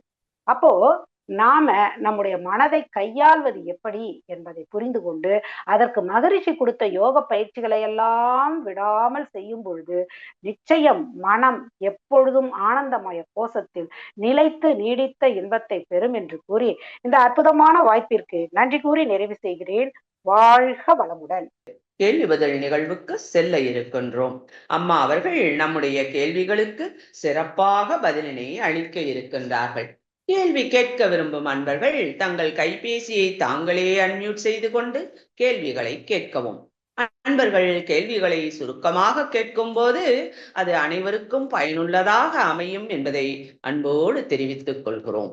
முதல் அன்பராக நாம் அழைப்பது கிருபாநிதி அம்மா அவர்களை அன்புடன் அழைக்கின்றோம். லட்சுமி அம்மா வாழ்க வளமுடன். வாழ்க வளமுடன் அம்மா. அம்மா வாழ்க வளமுடன். வாழ்க வளமுடன் அம்மா. ரொம்ப அமைதியா சிறப்பா பேசுனீங்க, நன்றி. வாழ்க வளமுடன். மாபெரும் நிதி எது, மாபெரும் நிதி எதுன்னு நிறைய விளக்கங்கள் சொன்னீங்கம்மா. இப்ப இறை உணர்வும் அறநெறியும் நடந்தாலே நமக்கு எல்லாம் கிடைச்சிருங்கிறத ஒரு சுருக்கமா சொன்னீங்க. வாழ்க வளமுடன். ஆமா, எனக்கு கேள்வியா நான் கேட்கல, ஆழ்நிலை, அதாவது மனம் வந்து ஆல்பா நிலைக்கு போய் நம்ம எப்படி சங்கல்பம் வச்சு கேட்கறது அப்படிங்கிறதம்மா விவரிச்சிங்கம்மா கொஞ்சம். நம்ம பொதுவா ஆல்பா நிலைக்கு போயிட்டா நமக்கு அந்த எண்ணங்கள், அப்படி ஒரு ஆசைகள் இதெல்லாம் வருமா? இது பல பேராசிரியர்கள் பேசும்போது நீ ஆல்பா மகான்கள் தான் ஆல்பா நிலைக்கு போயிட்டாங்கன்னா அவங்களுக்கு அவங்களையே மறந்துடுவாங்க அப்படிங்கிறது மாதிரி எல்லாம் சில பேராசிரியர்கள் பேசியிருக்காங்க. ஒண்ணு. ரெண்டாவதுமா 5 கோஷங்களை பத்தி சொன்னீங்க. அன்னமய கோஷம், மனோமய கோஷம். ஆனா இந்த கோஷங்கள்ல இருந்து மனிதன் ஒரே கோஷத்துல இருக்க முடியுமா? எப்படி இருந்தாலும் ஆனந்தமய கோஷம் வர்றவங்கன்னா அன்னமய கோஷத்துக்கு போவாங்க, மனோமய, அந்த மாதிரி கோஷங்கள் நேரத்துக்கு ஏத்தபடி காலத்துக்கு ஏத்தபடி மாறுபடுமாமா? ஒண்ணு வாழ்க வளமுடன் சொல்லுவீங்க நம்புறேன். வாழ்க வளமுடன்.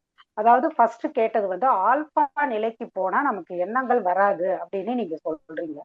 அதாவது டெல்டா ஃப்ரீக்வன்சிக்கு ஒருத்தவங்க போயிடுறாங்க அப்படின்னு சொன்னா அவங்களுக்கு எந்த ஒரு ஆசையுமே வராதுங்கம்மா. அதுதான் மகான்கள். அவங்களுக்கு எது கேட்டாலும் கிடைக்கும், ஆனா எதுவுமே கேட்க மாட்டாங்க. அந்த ஒரு நிலைக்கு போனவர்கள் மகான்கள். அது டெல்டா ஃப்ரீக்வன்சி, தீட்டா ஃப்ரீக்வன்சில நடக்கக்கூடிய விஷயம். ஆல்பா ஃப்ரீக்வன்சி என்பது நம்முடைய எல்லா மனிதர்களுக்கும் துரிய தவத்திலையும் ஆகினை தவத்திலையும் வரக்கூடிய விஷயம். முக்கியமா துரிய தவத்துல நம்மளால ஆல்பா ஃப்ரீக்வன்சில நிலைத்து நிற்க முடியும். அப்போ நாம அந்த தவம் முடிச்சப்பவும் அந்த ஆல்பா ஃப்ரீக்வன்சில தான் மைண்ட் இருக்கும். அந்த நேரத்துல நாம வைக்கக்கூடிய சங்கல்பம் கண்டிப்பாக நிறைவேறும். அப்ப நாம உலக வாழ்க்கையில இருக்கோம், நம்ம உலகத்துல எல்லாமே நமக்கு தேவைப்படுது, 16 செல்வங்களும் நமக்கு வேணும். அப்ப கண்டிப்பா. அத நம்ம வேணுங்கிறத கேட்கறதுல எந்த தப்புமே இல்லை. கேளுங்கள் தரப்படும்னு இயேசுபிரான் சொல்றாரு. அப்ப ஆல்பா ஃப்ரீக்வன்சி என்பது அமைதி நிலை. நாம தூக்கத்துல இருக்கக்கூடிய நிலை தான் ஆல்பா ஃப்ரீக்வன்சி. அது தியானத்திலயும் நமக்கு கிடைக்கும். அப்ப விழிப்பு நிலையோடு கூடிய தூக்கம் தான் தியானம். அந்த நிலையில நமக்கு தேவையான விஷயங்களை நம்ம கேட்கலாம், கேட்கணுங்கிற எண்ணமும் நமக்கு வரும்.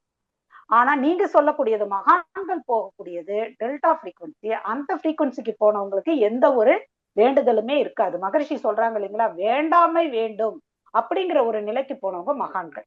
அடுத்ததுங்கம்மா, ஒவ்வொரு மனிதனுமே எல்லா கோஷங்கள்லயும் மாறி மாறி டிராவல் பண்ணிட்டு தான் இருக்கும். இப்ப நமக்கு பசி வந்துருச்சுன்னா மனம் தானாவே உணவு நோக்கி தான் போகும்.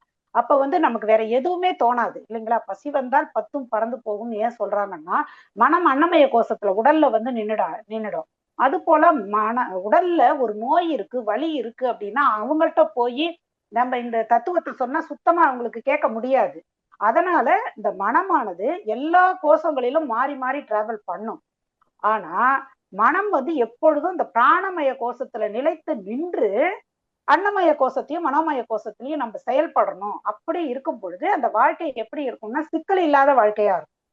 இப்ப நீங்க அன்னமய கோஷத்துக்கு போயிட்டு அதுலயே மூழ்கிடுறது புலன் மயக்கம். அதே விழிப்பு நிலையில சாப்பிடுறது நீங்க என்ன வருதுன்னா உங்களுடைய மனம் அமைதி நிலையில இருந்து நீங்க அதை சாப்பிடுறீங்க, உணவுல லயமாகி. அதே போல மனோமய கோஷம் தான் நம்ம வாழ்க்கையை நடத்திட்டு இருக்கு. எண்ணம் சொல் செயல் எல்லாமே மனோமய கோஷத்துலதான் இருக்கு. ஆனா அந்த எண்ணம் சொல் செயல்ல விழிப்பு நிலை நமக்கு வேணுங்கிறதுக்கு தான் பிராணமய கோஷத்துல இருக்கு. அப்ப தியானம் பண்ணும் பொழுது மனம் பிராணமய கோஷத்துல இருக்கும். தியானம் செய்துட்டு நீங்க ஒரு சப்ஜெக்ட நீங்க ரெடி பண்றீங்க, ஒரு ஆராய்ச்சி செய்றீங்க, வாழ்க்கையில வந்த சிக்கலை ஆராய்ச்சி செய்றீங்கன்னா மனம் விஞ்ஞானமய கோஷத்துக்கு போகும். அப்போ நம்ம சாதாரண நடைமுறை வாழ்க்கையில நீங்க மனதை புருவ மத்தியிலும் தலை உச்சியிலும் வச்சு நம்ம செயல் செய்யும் பொழுது பிராணமய கோஷத்துல இருந்து அன்னமய கோஷத்தையும் மனோமய கோஷத்தையும் நம்ம செயல்படுத்தணும். மனம் எல்லா நிலைக்கும் போகும். ஆனா ஆனந்தமய கோஷத்துக்கு நம்ம மனம் போன அனுபவம் நமக்கு இருக்குதான்னு தெரியாது. அப்படி போனவங்க தான் சித்தர்கள், ஞானிகள். வாழ்க வளமுடன் அம்மா. நன்றிம்மா, ரொம்ப சிறப்பு. வாழ்க வளமுடன். லட்சுமி அம்மா நன்றி. வாழ்க வளமுடன். வாழ்க வளமுடன் அம்மா, வாழ்க வளமுடன். அடுத்த அன்பராக நாம் அன்புடன் அழைப்பது உமையால் அம்மா அவர்களை. அம்மா வாழ்க வளமுடன். வாய்ப்புக்கு நன்றிமா. அம்மா வாழ்க வளமுடன். வாழ்க வளமுடன் அம்மா. அம்மா இப்ப சொன்னீங்கல்லம்மா இது ஃபர்ஸ்ட் கோர்ஸ்ல இருக்கும்போது வந்துமா பஞ்சேந்திரிய தவம் அப்படின்னு சொன்னீங்கம்மா. அது அந்த பாயிண்ட்ஸ் மட்டும் சொல்லுங்கம்மா. லாஸ்ட் சொல்லுங்க. அதாவதுங்கம்மா, நம்ம அன்னமய கோஷத்துல இப்ப சாப்பிடுறோம்னு வச்சுக்கோங்களேன். சாப்பிடும் பொழுது நம்ம மனதை புருவ மத்தியில வச்சு சாப்பிட்டோம்னா அப்ப விழிப்பு நிலையில இருக்கும். அப்ப நம்ம உணவில் ஒழுங்கு கடைபிடிக்கணும். அன்னமய கோஷத்தை வலிமைப்படுத்துறதுக்கு உணவில் ஒழுங்கு, உடற்பயிற்சி, பஞ்சேந்திரிய தவம். பஞ்சேந்திரிய தவம் ஏன் பண்றோம்னா புலன்கள் கொண்டு வந்து எல்லாத்தையும் சேர்க்குது இல்லைங்களா. அப்ப அந்த புலன்கள் எதை கொண்டு வரணும் அப்படிங்கிற விழிப்பு நிலை புலன்களுக்கே கொடுத்துடுறோம். அதுதான் அந்த மூணும் அன்னமய கோஷத்தை வலிமைப்படுத்த, தூய்மைப்படுத்த. அடுத்து மனோன்மயத்துக்கு மனோமய கோஷம் என்பது அந்த காந்த உடல்ல இருக்கக்கூடிய கலங்கங்கள் நம்ம போகணும் அப்படின்னு சொன்னா நம்ம ஃபர்ஸ்ட் அகத்தாய்வு பயிற்சி பண்ணணும். அகத்தாய்வு பயிற்சி பண்றதுக்கு துரிய தவம் நமக்கு ரொம்ப முக்கியமான விஷயம். அப்ப துரிய தவம் செய்து அகத்தாய்வு செய்யும் பொழுது மனோமய கோஷத்துல இருக்கக்கூடிய கலங்கங்களை போக்குறோம். அதே மாதிரி மனோமய கோஷத்தை வலிமைப்படுத்துறதுக்கு ஜீவகாந்த பெருக்க பயிற்சிகள் பண்றோம். ஜீவகாந்தம் நமக்கு அதிகமா வேணும். மனோமய கோஷம் என்பது காந்த உடல். அதுக்கப்புறம் பஞ்சபூத நவகிரக தவமும் துரியாதீத தவமாமா. அதுக்கு அடுத்தது அது விஞ்ஞானமய கோஷம். மனம் விரியது. எப்ப விரியுது நமக்குன்னா துரியாதீத தவத்திலையும் அந்த பஞ்சபூத நவகிரக தவத்திலிருந்து மனம் விரியுது. அப்ப விரியும் பொழுதுதான் அது ஆராய்ச்சி மனப்பான்மைக்கு போகுது. அது விஞ்ஞானமய கோஷம். சரிங்க. பிராணமய கோஷத்துக்கு என்னமா சொன்னீங்க? பிராணமய கோஷத்துக்கு தவங்கள், அத்தனை தவங்கள். காயக்கல்ப பயிற்சி வந்து நமக்கு உயிர்ல இருக்கக்கூடிய உயிருடல், பிராணமய கோஷம் என்பது உயிருடல். அதுல இருக்கக்கூடிய கலங்கங்கள் போறதுக்கு நமக்கு காயக்கல்ப பயிற்சி. பிராணமய கோஷத்தை வலிமைப்படுத்துறதுக்கு தான் எல்லா தவங்களுமே பண்றோம். பிராணாயாம பயிற்சிகளும் பண்றோம். மூச்சு பயிற்சி எல்லாமே நமக்கு பிராணனை அதிகப்படுத்துறது. சரிங்க, சிறப்புங்க சிறப்புங்க, நன்றிங்கம்மா. வாழ்க வளமுடன் அம்மா. வாழ்க வளமுடன்மா. வாழ்க வளமுடன் அம்மா. அடுத்த அன்பராக நாம் அன்புடன் அழைப்பது கவிதா அம்மா அவர்களை. அம்மா வாழ்க வளமுடன். அம்மா வாழ்க வளமுடன் அம்மா. வாழ்க வளமுடன் அம்மா.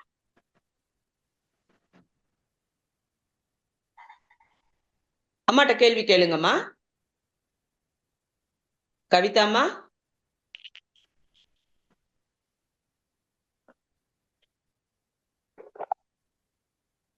அம்மா வாழ்க வளமுடன் அம்மா. வாழ்க வளமுடன். வாழ்க வளமுடன். வளமுடன் அம்மா. தன்முனைப்பு பத்தி சொன்னீங்களம்மா, அது கொஞ்சம் சொல்லுங்களா? மூளையில இருந்து நான் முடிவு எடுத்தா நான் சொல்லுங்க. அதாவதுமா, தன்முனைப்பு அப்படிங்கறத நம்ம அகங்காரம்னு சொல்றோம். அது வந்து நெகட்டிவா தான் நம்ம எல்லாருமே பார்க்கணும் இல்லைங்களா? ஆனா அந்த ஒரு அகங்காரம் தான் நம்மள செயலையே செய்ய வைக்கும். இப்ப நம்மள பார்த்து உன்னால இந்த செயலை செய்ய முடியாதுன்னு சொல்லிட்டாங்கன்னா நாம என்ன பண்றோம்? முயற்சிகள்லாம் எடுத்து எப்படியாவது அந்த செயலை பர்ஃபெக்டா செய்யறோம். அப்போ அகங்காரம், தன்முனைப்பு ஓரளவு நமக்கு தேவைப்படுது இந்த உலக வாழ்க்கையில வெற்றி பெறறதுக்கு. அந்த அகங்காரம்ங்கிறது தன்முனைப்பு சொல்லிட்டோம். அது எப்படி வருதுன்னா, மூளையில இருந்து நம்மளுடைய கருவிகளுக்கு சிக்னல் வருது. கருவிகளுக்கு சிக்னல் வந்தாதானே நம்ம செயலை செய்ய முடியும். மூளையில இருந்து நமக்கு கைக்கு சிக்னல் வந்தாதான் நம்ம கை ஒரு வேலையை செய்ய முடியும். அப்ப ஒரு வேலையை நம்மளால முடியாதுன்னு நினைக்கிறப்ப கூட முடியும்னு நினைச்சு நம்ம இந்த செயலை செய்யறோம் பாத்தீங்களா? அதுதான் அந்த அது வந்து அகங்காரம்ங்கிறது நம்ம நெகட்டிவா எடுத்துக்க வேணாம். செயலை செய்வதற்கு உந்து சக்தி மூளையிலிருந்து நமக்கு கிடைக்குது. இது மனதினுடைய ஒரு பகுதி. அப்படிதான் நம்ம இதை சொல்றோம். அதே மாதிரி மனம் நினைச்சா நடக்கும்னு சொல்லுங்களம்மா. ஆமாங்கம்மா. சரிங்க. அதாவது மனம் அப்படின்றது ஒரு பொக்கிஷம். எப்படின்னா ரெண்டு பக்கமும் கூர்மையுள்ள ஒரு கத்தி மாதிரி. இப்ப மனம் நினைச்சது அப்படின்னு சொன்னா எதை வேணா சாதிக்கும். ஆனா அதே மனம் என்ன பண்ணிடும்? நம்மள படு பாதாளத்திலையும் கொண்டு போய் தள்ளிடும். இதுதான் அந்த முரண்பாடு. இப்ப இந்த முரண்பாடுல இருந்து விலகி நிக்கிறதுக்கு தான் நமக்கு இந்த யோக பயிற்சிகளே வருது. அதனாலதான் மகரிஷியை வந்து மனதே இயற்கையினுடைய பொக்கிஷம் சொல்றாங்க. சில மகான்கள் அதை மனதை சொல்றாங்க, பேய் குரங்குன்னு சொல்றாங்க. அப்ப ரெண்டு நிலைகள்ல, விருப்பு வெறுப்பு நிலைகள்ல அது செயல்பட்டுக்கிட்டே தான் இருக்குது. அப்ப இத வந்து நடுநிலைக்கு கொண்டு வர்றதுதான் நம்மளுடைய யோக பயிற்சிகள். அதனாலதான் மகரிஷி சொல்றாங்க, எண்ணமே இயற்கையின் சிகரமாகும், இயற்கையே எண்ணத்தில் அடங்கி போகும். அந்த இயற்கை சக்தி நம்மளுடைய மனதுக்கு கட்டுப்படக்கூடிய அளவுக்கு இந்த மனம் வந்து வலிமை வாய்ந்தது. அதை கரெக்டா ஸ்ட்ரீம்லைன் பண்ணணும்.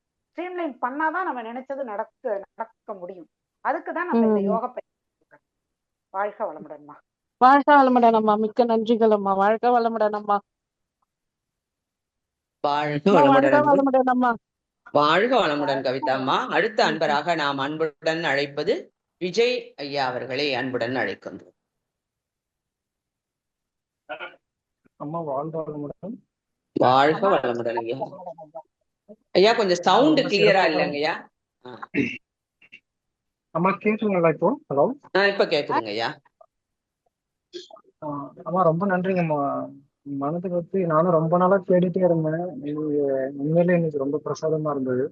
என்னுடைய கேள்வி அம்மா, இந்த முடிவு எடுக்கிறதுல வந்து எனக்கு ஒரு பிசினஸ் ஸ்டார்ட் பண்ண போறோம்னா, ஒரு பொழப்பு இருக்கு. நான் உட்காந்து ஒரு நாள் டிசிஷன் எடுக்கிறதுக்காக தவத்தில் உட்காடுறேன்.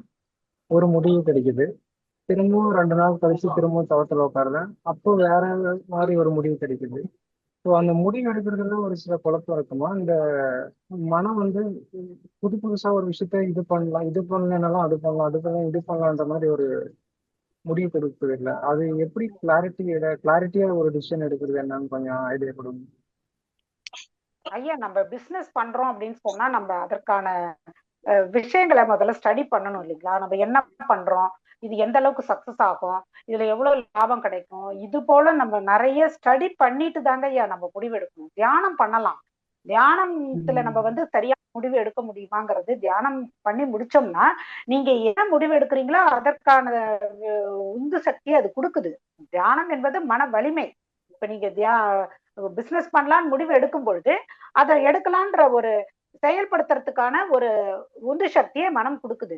ஆனா நீங்க எடுக்கலாங்கிற முடிவை நீங்க ஸ்டடி பண்ணி தான் எடுக்க முடியும் இல்லைங்களா?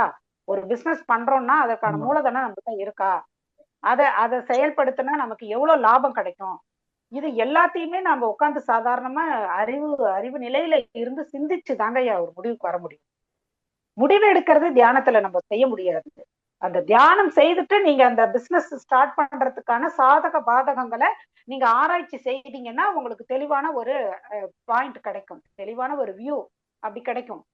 ஆனா நீங்க வந்து தியானத்துல முடிச்சுட்டு என்ன உள்ளுணர்வு தோணுது, உள்ளுணர்வா எனக்கு வந்து செய்யலாம்னு தோணுது, உள்ளுணர்வா செய்யக்கூடாதுன்னு தோணுது, அப்படிங்கிறது வந்து சரியான முடிவு அல்லங்க ஐயா. இப்ப எப்படி நம்ம அகத்தாய்வு பண்றோம், தியானம் செய்துட்டு அகத்தாய்வு பண்றோம் இல்லைங்களா? அதே போல தியானம் செய்துட்டு இந்த பிசினஸ் எனக்கு சரியா வருமா வராதா, இதனால வரக்கூடிய மெரிட்ஸ் அண்ட் டிமெரிட்ஸ் இது எல்லாத்தையுமே நீங்க உட்கார்ந்து பேப்பர்ல எழுதி அதுக்கப்புறம் தாங்க ஐயா நீங்க முடிவு பண்ண முடியும்.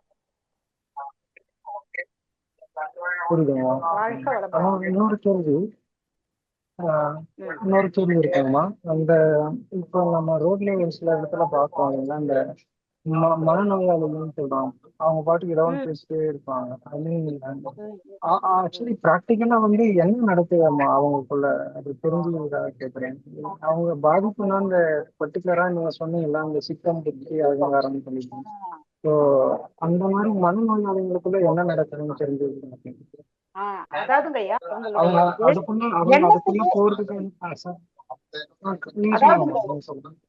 அதாவதுங்க ஐயா அவங்களுடைய எண்ணமே வந்து டிஃப்ரெண்டா இருக்கும். இப்ப நம்மள போல அது எண்ணம் வராது. அந்த எண்ணத்திலேயே ஒரு சந்தேகம், பயம், சுத்தி இருக்கிறவங்க எல்லாராலையும் நமக்கு ஆபத்து ஏற்படும் அப்படின்னு சொல்லி அவங்க எண்ணம் எழுச்சி பெறதே தவறான ஒரு விஷயமா இருக்கும். அதனால அவங்களுக்கு வந்து ஒரு கிளாரிட்டியே இருக்காது. யாரையாவது பார்த்தாங்கன்னா உடனே அவங்க என்னை பத்தி தான் பேசுறாங்க. நம்ம ரோட்ல போயிட்டு இருக்கோம், யாராவது இவங்களை திரும்பி பார்த்தா கூட அவங்க என்னை பத்தி பேசிட்டு இருக்காங்க, அப்ப அவங்க எனக்காக ஏதோ பண்ண போறாங்க, என்னுடைய பணத்தை பறிக்க போறாங்க, இது போல அவங்களுடைய எண்ண எழுச்சிகள்ல கோளாறு இருக்கும்.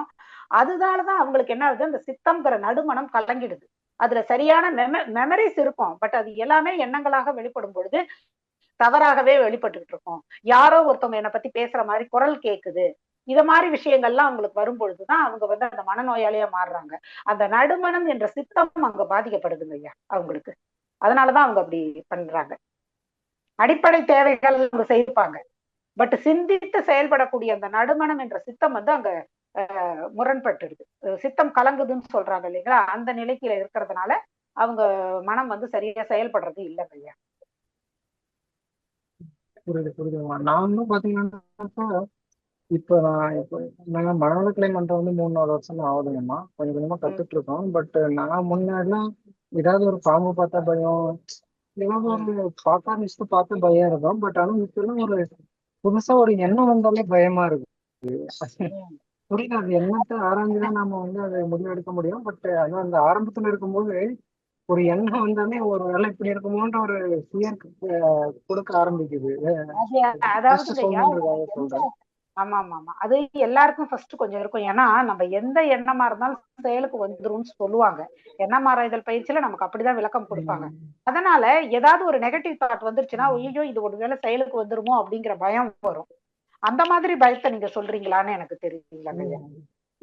அப்ப நம்ம இப்ப என்ன பண்ணணும்னா உடனே நீங்க மாற்று எண்ணம் போட்டுருணும். நம்ம பழக்க தோஷத்துல என்ன பண்ணிடுவோம், நெகட்டிவ் தாட்ஸ் நமக்கு வந்துரும். நெகட்டிவ் தாட்ஸ் வந்ததுக்கு அப்புறம் நம்ம என்ன பண்ணோம், ஐயோ நெகட்டிவ் எந்த எண்ணமா இருந்தாலும் செயலுக்கு வரும், நாங்களே இந்த எண்ணம் செயலுக்கு வந்துருமோ அப்படின்னு நம்ம நினைப்போம். ஆனா ஒரு எண்ணத்துக்கு வலிமை கொடுக்க கொடுக்கதான் செயலுக்கு வரும். சாதாரணமா ஒரு தடவை நீங்க நினைக்கிற எண்ணம்லாம் செயலுக்கு வராதுங்க ஐயா.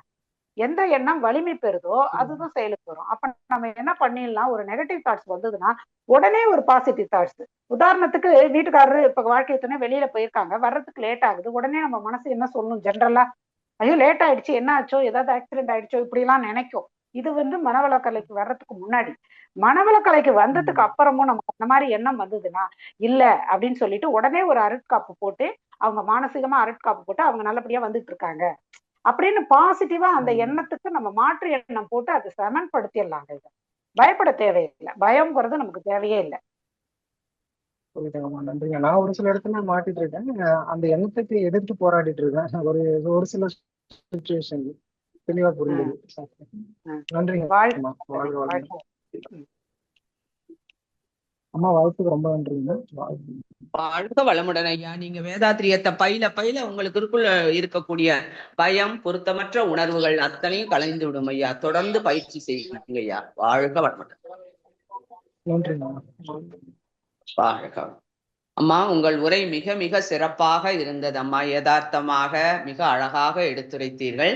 உங்களுடைய பேச்ச நிறைய அன்பர்கள் மிக சிறப்பாக இருந்ததுன்னு சாட் பாக்ஸ்ல பதிவிட்டு இருக்கிறாங்கம்மா. பெரியசாமி ஐயா, சாந்தி சுந்தரம் ஃப்ரம் பெரியகுளம், கலாவதி அம்மா, வேதநாயகி, மீனாட்சி ராஜேந்திரன், நாகலட்சுமி, கீதா போன்ற அன்பர்கள்லாம் உங்க ஸ்பீச் ரொம்ப நல்லா இருந்ததுன்னு பதிவிட்டு இருக்காங்கம்மா. வாழ்க வளமுடன் அம்மா. இன்னும் அன்பர்கள் வாழ்க வளமுடன் அம்மா. அன்பர்கள் யாரேனும் கேள்வி கேட்க விரும்பினால் கேள்வி கேட்டு அம்மாவிடம் தெளிவு பெறலாம். வாழ்க வளமுடன். அடுத்த அன்பராக நாம் ஹேமாவதி அம்மா அவர்களை அன்புடன் அழைக்கின்றோம். அம்மா வாழ்க வளமுடன் அம்மா. வாழ்க வளமுடன் அம்மா. வாய்ப்பு கொடுத்ததுக்கு மிகவும் ரொம்ப நன்றிம்மா. வாழ்க வளமுடன். வாழ்க வளமுடன். அம்மாட்ட கேள்வி கேளுங்கம்மா. சிறப்பு ரொம்ப அருமையா இருக்குமா. நன்றிங்கம்மா, நன்றிங்க. அது ஒரு உதாரணம் கொடுத்தீங்க இல்லையா, ஒரு தேங்காய் அது மேல தோல், அது மேல ஓடு, நம்ம உடம்பும் அப்படிதான்ற மாதிரி அது ரொம்ப அருமையா இருந்ததுமா. அந்த மாதிரி நம்ம தவமும் ஆழ்ந்து ஆழ்ந்து பண்ண பண்ண எல்லாமே நல்லா இருக்கும்ன்றது புரியுதுமா. அதே மாதிரி நீங்க அந்த சாப்பிடும்போது துரியத்துல இல்ல ஆக்கினையில கவனம் வச்சு சாப்பிடணும்னு சொன்னீங்க. அது எங்களுக்கு தீட்சை கொடுக்கும்போது சொல்லியிருப்பாங்க, மறந்துட்டோம்னு நினைக்கிறேன். நீங்க இது ஒண்ணு கேட்கும் போது எல்லாமே நினைவுக்கு வந்துகிட்டே இருக்குமா. நான் இப்ப 10 மாசமா இருக்கேன். இப்பதான் ரீசெண்டா 4 நாள் முன்னாடிதான் அகத்தாய்வு 3வது அகத்தாய்வு முடிச்சோம்மா. ரொம்ப நன்றிம்மா. இது ரொம்ப பயனுள்ளதா இருக்கு. இத கொடுக்குற ஜூம் கனெக்ட் கொடுக்குறவங்களுக்கும் ரொம்ப நன்றி சொல்லிக்கணும். வேதாத்திரிக்கும் ரொம்ப நன்றி சொல்லிக்கணும். ஏன்னா இந்த இவ்வளோ விஷயங்கள் நம்மளுக்கு கிடைக்கும் போது இது ஒரு பொக்கிஷமா இருக்கு. இன்னும் நிறைய தெரிஞ்சுக்கணும். ஒரு சில டைம்ல யாராச்சும் டிஸ்டர்ப் பண்றாங்க, கேட்கதான் முடிய மாட்டேங்குது. அதுதான் ஒண்ணு. ஆனா ரொம்ப நல்லா இருக்குமா. ரொம்ப நல்லா கொடுத்துருக்கீங்க. ரொம்ப அருமைமா. ரொம்ப ரொம்ப நன்றி. வாழ்க வளமுடன்மா. இது நீங்க கேட்கதாமா நம்ம மனதுல ஒரு மாற்றம் வரும் இல்லைங்களா. நம்ம உடற்செல்கள் எல்லாம் நீங்க தொடர்ந்து கேளுங்க. உங்களால நேரம் இருக்கப்ப எல்லாம் கேளுங்க. அப்படி உங்களுக்கு டிஸ்டர்பன்ஸ் வந்துருச்சுன்னா அப்ப அம்மாவோட உரையெல்லாம் யூடியூப்ல வந்துரும். 1 or 2 daysல அப்லோட் பண்ணிடுவாங்க. அதையும் கேளுங்க. தொடர்ந்து கேட்கதாமா நல்லா இருக்கும். ஆமாமா, கடை வச்சிருக்கிறதால டெய்லர் கடையா யாருன்னா அந்த டைம்ல இன்ட்ரெஸ்டா கேட்டுட்டு இருப்பேன், டிஸ்டர்ப் பண்ணிடுவாங்க. அது நம்மளுக்கு டிஸ்டர்பன்ஸ் ஆயிடுதுங்களா. அதுதான். ஆனா உண்மையாலுமே ரொம்ப அருமையா இருக்கு. கேட்க நீங்க சொன்ன மாதிரி நிறைய தெரிஞ்சுக்கிறோம் இதுல. இன்னும் இவ்வளவு இருக்கு, இன்னும் நிறைய இருக்கு தெரிஞ்சுக்க வேண்டியது. இது ஒரு பெரிய கடல். கடல் தான். ஆமா, அதான் சொல்லுவாங்க பழமொழி, கற்றது கரிகளவு காணாதது உலக அளவுன்ற மாதிரி இன்னும் நிறைய இருக்கு. இன்னும் எவ்வளவு தெரிஞ்சுக்கணும், ஆசையாதான் இருக்கு. ரொம்ப நன்றி. உங்களுடைய முயற்சி பாராட்டத்தக்கதுமா. நீங்க உங்க வேலையும் பார்த்துக்கிட்டு இதையும் தொடர்ந்து கேக்குறீங்க இல்லையா. இப்படிதான் நாம தொழிலையும் விடக்கூடாது இல்லையா. அதையும் பார்த்துட்டு இதை நல்லா செய்யுங்க. உங்களால நேரம் இருக்கிறவங்க எல்லாம் இந்த மாதிரி.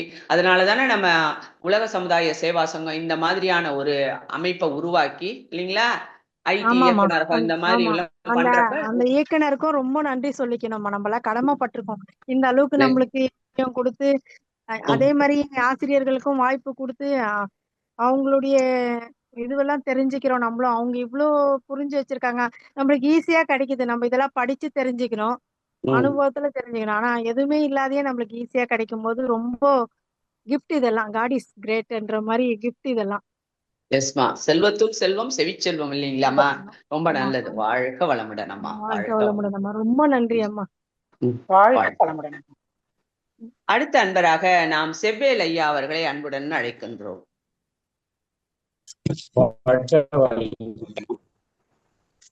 வாழ்க வளமுடன் ஐயா. நீங்க சொன்னீங்க 5 கோஷங்கள் சொன்னீங்க.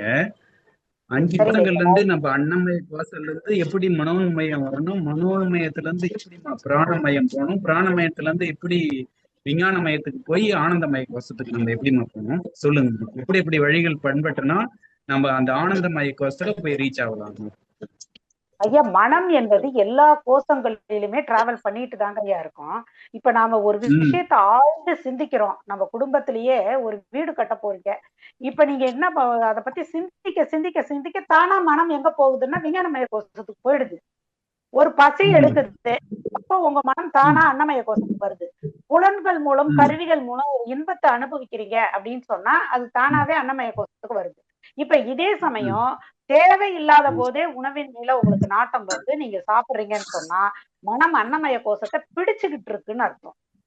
அதே சமயம் தேவையில்லாமலேயே பழைய நினைவுகள் வருது, அந்த நினைவுகள் பின்னாடியே நீங்க போறீங்க. ஒரு 15 வருஷத்துக்கு முன்னாடி உங்களுக்கு ஒருத்தவங்க ஏதோ ஒரு துன்பம் கொடுத்துட்டாங்க, உங்கள்ட்ட இருந்து ஒரு பொருளை பறிச்சுட்டு போனாங்க அப்படின்னா உங்க வாழ்க்கையை நீங்க வாழ்ந்துகிட்டு இருக்கும் பொழுதே அந்த நினைவுகள் பின்னாடியே டிராவல் பண்ணிக்கிட்டே இந்த வாழ்க்கையை நடத்துவீங்க. அப்போ உங்க மனோமய கோஷத்துல பிடிச்சிட்டு இருக்குன்னு அர்த்தம். அந்த பழைய நினைவுகள் எல்லாம் நம்ம நீக்கணும் ஐயா. அதுக்குதான் இந்த யோக பயிற்சிகள். அப்ப பிராணமய கோஷத்துல எப்ப இருக்குது அப்படின்னா நீங்க தியானம் பண்ணும் பொழுது மனம் பிராணமய கோஷத்துல நிலைச்சு நிக்குது.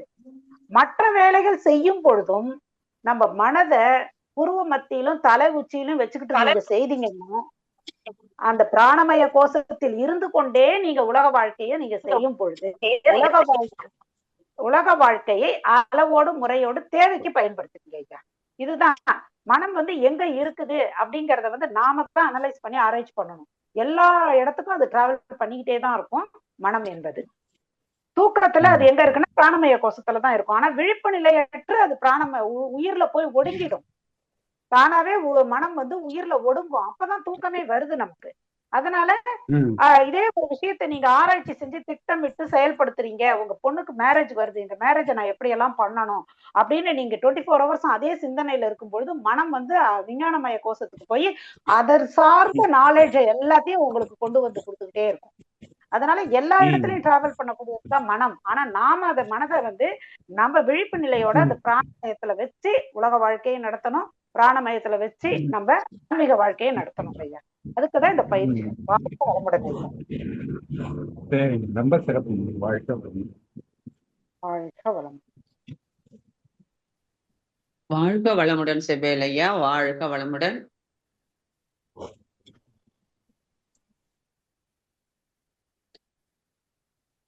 நண்பர்கள் எவரேனும் கேள்வி கேட்க விரும்பினால் கேள்வி கேட்டு அம்மாவிடம் தெளிவு பெறலாம்.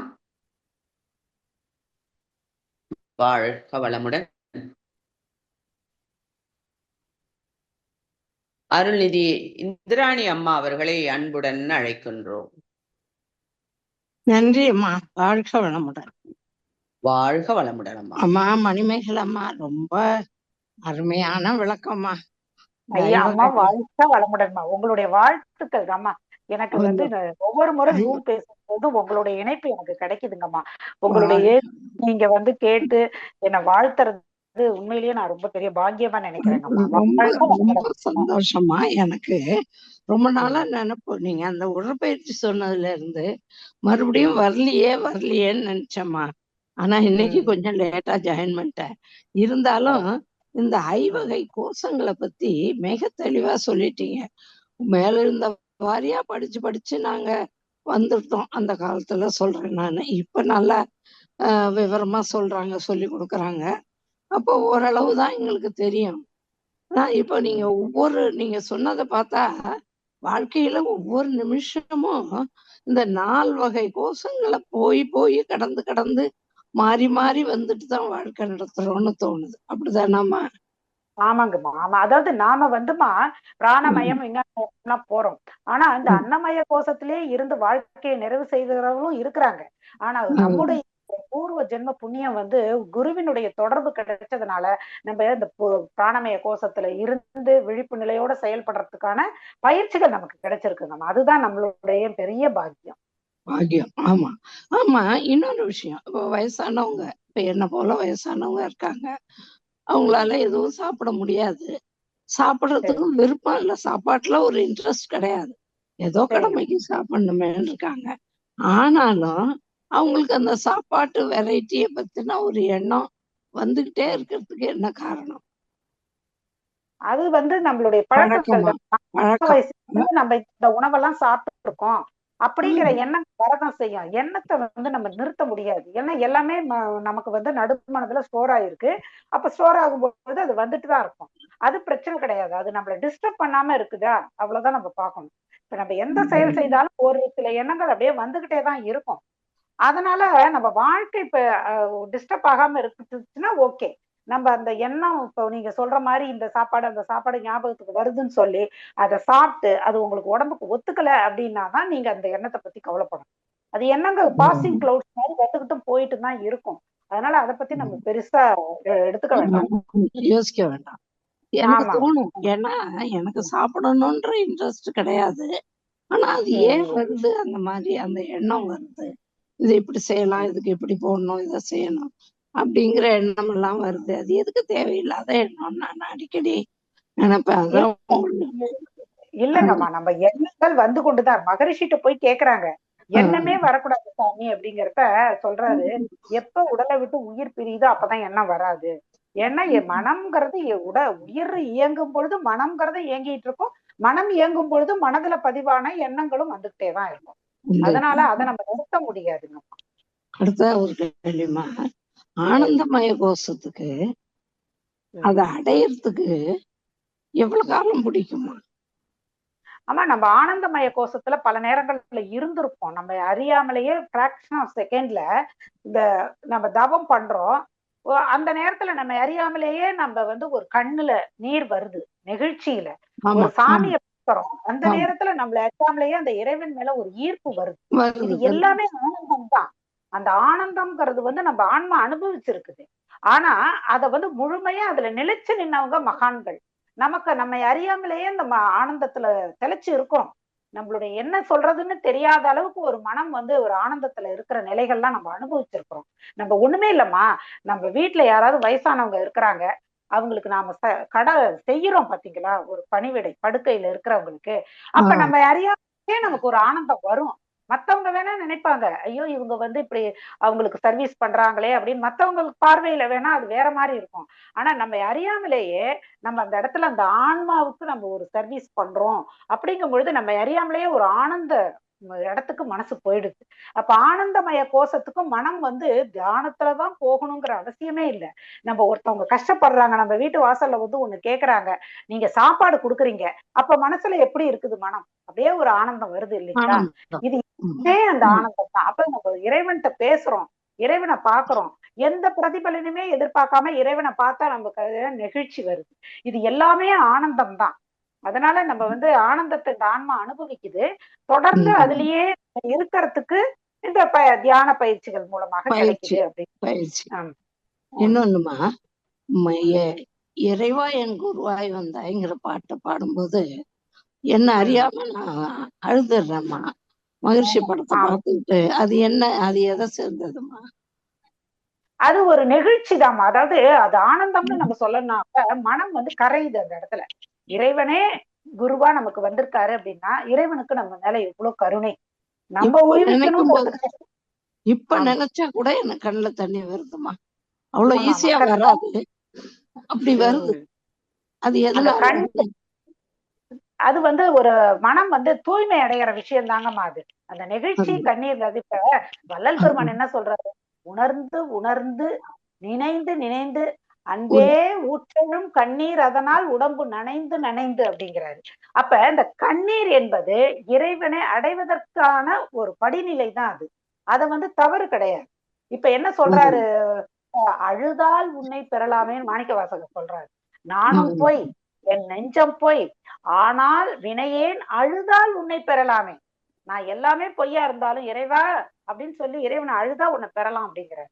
அதே போல ஞானசம்பந்தர் சொல்றாரு, காதலால் கசிந்து உருகி கண்ணீர் மல்கி. ஆமா, கண்ணீர் வந்து என்ன பண்ணுதுன்னு சொன்னா நம்ம மனதை வந்து தூய்மைப்படுத்திக்கிட்டே இருக்கக்கூடிய ஒரு விஷயம்தான். அது வந்து நம்மளுடைய கலங்கங்களை போக்கக்கூடிய, நம்ம வந்து கவலையிலயோ கஷ்டத்திலயோ அழல, இறைவனை நினைக்கிற அறியாமலேயே வரக்கூடியது. அந்த ஆமா ஆன்மா வந்து அந்த மூலத்தை நினைக்கும் பொழுது அதுக்கு வருது பாத்தீங்களா, அதுதான் அந்த கண்ணீர். அது வந்து அந்த அது ஒரு நல்ல விஷயம் தான். அது பக்தி நல்ல மார்க்கத்தை விஷயம். பொறுத்தவரைக்கும் அது நல்ல விஷயம் தான். எனக்கு அது ஒரு கவலை மாதிரியே இப்படி வருது. நம்ம சந்தோஷப்படணுங்கும் போது என்ன அறியாம கண்ணீர் அது வருது. ஆனந்த கண்ணீர். அந்த அது ஆனந்த பாட்டு கண்ணீர். முடியிற வரைக்கும் நான் ஒரு உணர்ச்சி நிலையிலே இருக்கேம்மா. எந்த பாட்டா இருந்தாலும் மகர்ஷி பாட்டு எதை பாடினாலும் உடனே கண்ணுல தண்ணி வந்துடுது. அஞ்ஞானமா ஏன் இப்படி பண்றோம் நம்ம அப்படின்னு எனக்கு ஒரு குழப்பம். அதான் உங்கள்ட்ட கேட்டேன். அது வந்து ஈர்ப்புமா, குருவின் மேல நமக்கு ஏற்படக்கூடிய ஈர்ப்பு தானாவே எல்லாருக்கும் வரக்கூடியதுதான். குரு வந்து நமக்கு ஆழியா போறோம், பிளஸிங் பண்றாங்க, நம்ம ஆமா அறியாமலேயே கண்ணீர் வருது. இதெல்லாம் வந்து ஒரு நல்ல ஆனந்த கண்ணீர் தான். இத வந்து நம்ம தவறா எடுத்துக்க வேண்டாம். ஆழியார் போகும்போது அறிவித்திருக்கோயில் வாசல மிதிக்கும் போதே எனக்கு கண்ணுல தண்ணி வந்துருமா. ஒவ்வொரு முறையும் எத்தனை முறை போனேன், எத்தனை முறை போனாலும் எனக்கு அதை அடக்க முடியறது இல்ல. ஒரு புலகாங்கிதம் அறிவித்திருக்கோயில போனோடனே உடம்பு ஒரு சிலுத்து போறது, அந்த மாதிரி உணர்வெல்லாம் ஏற்படும். இப்ப அதுக்கெல்லாம் வாய்ப்பு இல்லை எனக்கு. இப்போ ஒரு நாளைக்கு 3 அல்லது 4 தடவையாவது சாமிஜி பாட்டை கேட்கும்போது, அவருடைய உரையை கேட்கும்போது எனக்கு தண்ணி வந்துருக்கும், கண்ணுல தண்ணி வந்துடும். பலகீனமா அஞ்ஞானமா அப்படின்னு ஒரு குழப்பம். ஆமாங்கம்மா, அது நல்ல விஷயம் தான். அதுக்காக நீங்க வந்து இது பண்ண தேவையில்லை. கருணை, குருவினுடைய கருணையை நினைக்கும் பொழுது தானாகவே நமக்கு கண்கள்ல நீர் வருது. ஆமா ஆமா ஆமா. இப்ப ஒவ்வொரு இந்த ரூம் கேட்கும் போதெல்லாம் நீங்க எல்லாம் பேசும்போது அப்படி ஒரு இது, ஒரு எப்படி அதை நம்மளால அதை வாங்கி தக்க வச்சுக்க முடியலையேங்கிற ஒரு ஆற்றாம நீங்க பேசுறீங்க. என் மூளையில அதை இருத்திக்க முடியல. ஆனா மறுபடியும் யாராவது டச் பண்ணா, ரீகால் பண்ணா உடனே ஞாபகத்துக்கு வருது. திரும்ப உங்களுக்கு சொல்றதுக்கு எனக்கு தெரியல, முடியல. அதான் ஏஜிங் ப்ராசஸ்ல நமக்கு அந்த ஜீவகாந்தம் தானே புடிச்சு வச்சிருக்குது, மெமரி காந்தம் தானே. ஜீவகாந்த குறைவுனால சில மறதிகள் வரலாம், அது ஒரு தப்பு கிடையாதுங்கம்மா. அதை நீங்க அதை நெகட்டிவா நினைக்காதீங்க. நீங்க இத்தனை வருஷம் பண்ணிருக்கீங்க, அது வந்து ஒரு பெரிய விஷயம். அதை நீங்க நினைச்சு சந்தோஷப்படுங்க. இது முடியல அப்படின்னு நினைக்காதீங்க.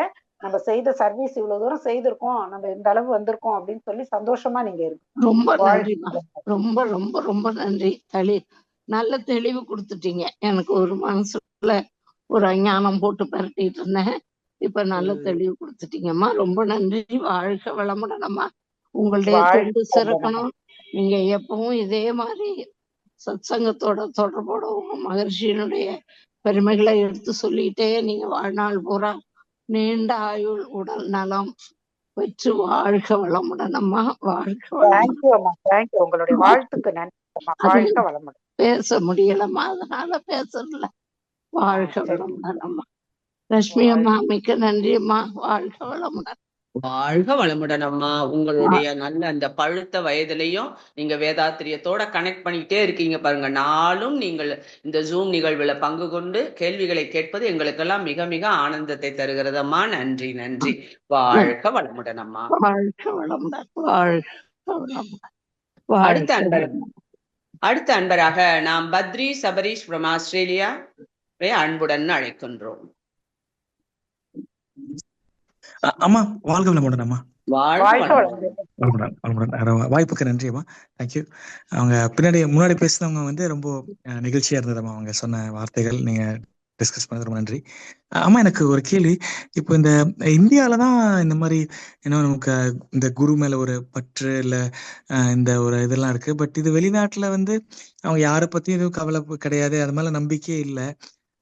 அந்த மாதிரி இருக்கும்போது அது எப்படிமா இந்த மாதிரி அவங்க சொன்ன அவங்க மனிதர்களை வந்து அவங்க அந்த அந்த குரு பரம்பரா அந்த டிசிபிள் இதே கிடையாது அவங்களுக்கு. அதுதான் கேட்டோம். அது அவங்க வந்து எதுக்கு அவங்க ஒரு மாதிரி இதை நெகட்டிவா தான் சொல்றாங்க. அதான் எப்படி நம்ம அதை எப்படி அவங்க கிட்ட சொல்லி புரிய வைக்கிறது இல்ல, அதான் கேட்கலான்னு கேட்டோம். அதாவது நம்ம இந்தியாவுல வந்து நிறைய குருமார்கள் மகான்கள் தோன்றி இருக்கிறாங்க. இப்ப பிரிட்டிஷ் அவங்க எல்லாம் வந்து அதுக்கப்புறம் உருவான கண்ட்ரி தான் இல்லைங்களா, அங்கெல்லாம் தோன்றல. அவங்க எல்லாருமே வந்து இப்ப பிரிட்டிஷ் பீப்புள் எந்தெந்த நாடுகள்ல எல்லாம் போய் ஆட்சி செஞ்சாங்களோ அங்க எல்லாருமே கலாச்சாரம், பண்பாடு, அவங்களுடைய கடவுள் வழிபாடு எல்லாமே மாறிடுச்சு. ஆனா இந்தியாவுக்கும் வந்தாங்க பிரிட்டிஷ் பீப்புள். ஆனா வந்து இது மாறல. மாறாததுக்கு காரணம் இந்த பூமியில அவதரித்த மகான்கள் தான். அவங்க ஸ்ட்ராங்கா அந்த ஸ்பிரிச்சுவாலிட்டியை வந்து, இந்தியாங்கிறது ஒரு ஆன்மீக பூமி, அந்த ஸ்பிரிச்சுவாலிட்டியை இங்க ஸ்ட்ராங்கா விதைச்சிருக்கிறாங்க. அதை வந்து நம்ம வாழ்க்கை முறையா பல ஆண்டு காலம் நம்ம ஃபாலோ பண்ணிட்டு வந்திருக்கோம். குருங்கிறவங்க வந்து நமக்கு உயர்ந்த இடத்துல வச்சு பாக்குறது வந்து நமக்கு இந்த ஜெனரேஷன் கிடையாது, பல தலைமுறைகளா நம்ம வாழ்க்கையில வந்திருக்குது. வாழ்க்கை முறையே அப்படிதான் இருக்கு. அதனால இதுல வந்து ஆழ்ந்த நம்பிக்கை நமக்கு இருக்குது. அவங்களுக்கு அந்த பழக்கம் இல்லாததுனால புதுசா சொல்றதும் அவங்க அந்த மாதிரி இருக்கிறாங்க. ஆனா நம்ம யார்த்தையும் போய் குரு, மகான், இறை வழிபாடு இதை பத்தி எல்லாம் நம்ம எதுவுமே பேச வேண்டாம் தான் மகரிஷி சொல்றாங்க. தர்க்கம் வேண்டாம், தனையறியும் வித்தை இது, தர்க்கம் வேண்டாம். நம்ம வந்து நம்மை அறிவதற்கான ஒரு மார்க்கம் இது. இத வந்து நம்ம மத்தவங்களுக்கு லேசா சொல்லலாம், ஆர்வம் இருக்கிறவங்க வந்து கலந்துக்கலாம். ஆனா இது நம்பிக்கை இல்லாதவங்கள்ட்ட நம்ம அதை போய் டிஸ்கஸ் பண்றதுல ஒன்றும் அர்த்தம் இல்லைங்க. இது வந்து உணர்வு சார்ந்த விஷயம். அதனால நம்ம குரு நம்பிக்கை இல்லாத ஒரு நாட்டை நம்ம என்ன பண்ண முடியும் சொல்லுங்க. ஆனா இது நமக்கு வந்து மாதா பிதா குரு தெய்வம் அப்படித்தானே சொல்லியிருக்காங்க. குருவருளின்றி திருவருள் இல்லை, குரு காட்டாத வித்தை வந்து குருட்டு வித்தை அப்படிலாம் நமக்கு சொல்லி இருக்கிறாங்க. அதனால நமக்கு வந்து ஒரு வழிகாட்டுதல் வேணும், இறைவனை உணரணும்னா குரு வேணும் அப்படிங்கிறது வந்து நம்மளுக்கு கருமையத்திலே பதிவான விஷயம். அதனால நம்முடைய அளவுக்கு நம்பிக்கை வெளிநாட்டு மனிதர்களுக்கு இருக்காது. அதனால நம்ம அவங்கள்ட்ட போய் இப்ப எதையும் ப்ரூஃப் பண்ணணுங்கிற அவசியம் இல்லை அப்படிங்கிறதுனால என்னுடைய தாழ்மை எனக்கு. வாழ்க வளமுடன் ஐயா. வாழ்க வளமுடன் அம்மா. ரொம்ப நன்றி. நன்றி அம்மா, ரொம்ப நன்றி. வாழ்க வளமுடன். தேங்க்யூ. வாழ்க வளமுடன் சபரீஷ். அதனாலதானே நம்ம இந்தியாவை ஆன்மீக பூமி என்றும் சொல்றோம் இல்லைங்களா, பெருமைப்பட சொல்றாங்க எல்லாருமே. அதனால நம்ம ஏன்னா இங்கதான் இந்த குரு பக்தி நல்ல கருத்துக்கள் எல்லாமே நம்ம பாரத பூமியில தான் கிடைக்குது. வாழ்க வளமுடன். ஒரு ஆன்மீக பூமி அல்லவா இது. அடுத்த அன்பராக நாம் சிவக்குமார் ஐயா அவர்களை அன்புடன் அழைக்கின்றோம். சிவக்குமார் ஐயா வாழ்க வளமுடன். அடுத்த அன்பராக நாம் சிவக்குமார் ஐயா அவர்களை அன்புடன் அழைக்கின்றோம்.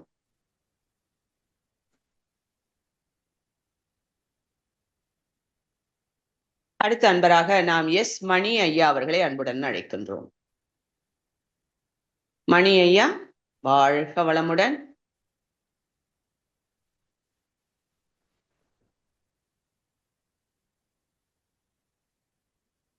அம்மா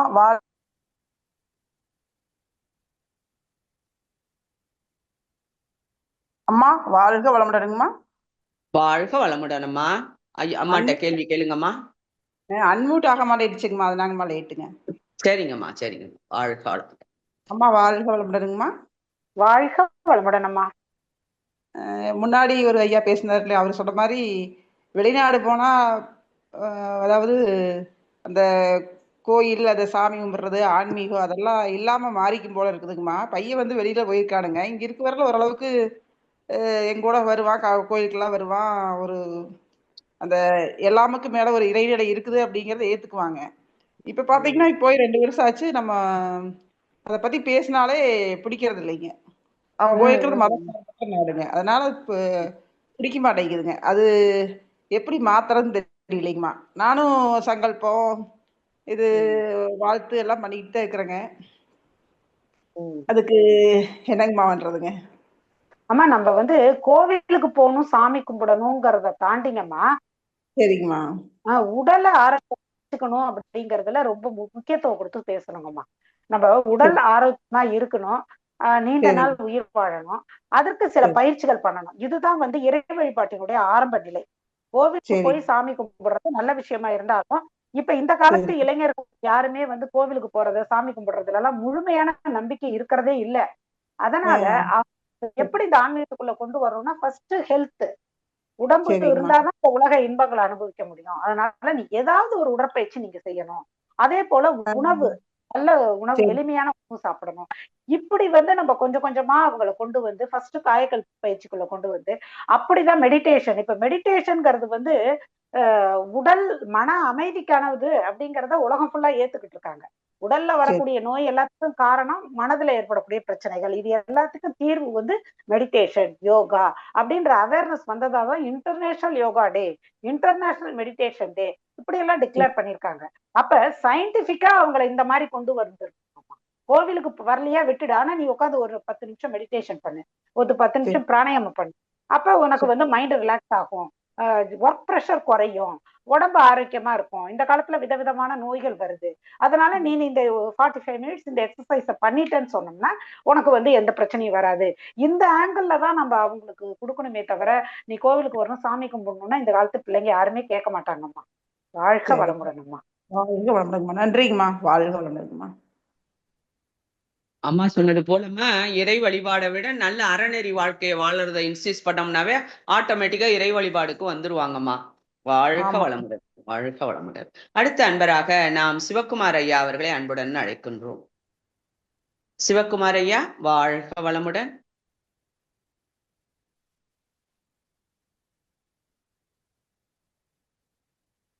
உங்களுக்கு பாருங்க ஐயா, அன்மியூட் ஆப்ஷன் கொடுத்திருக்கிறேன். வாழ்க வளமுடன். நிகழ்ச்சியை அம்மா நிறைவு செய்துக்கலாங்களாம்மா?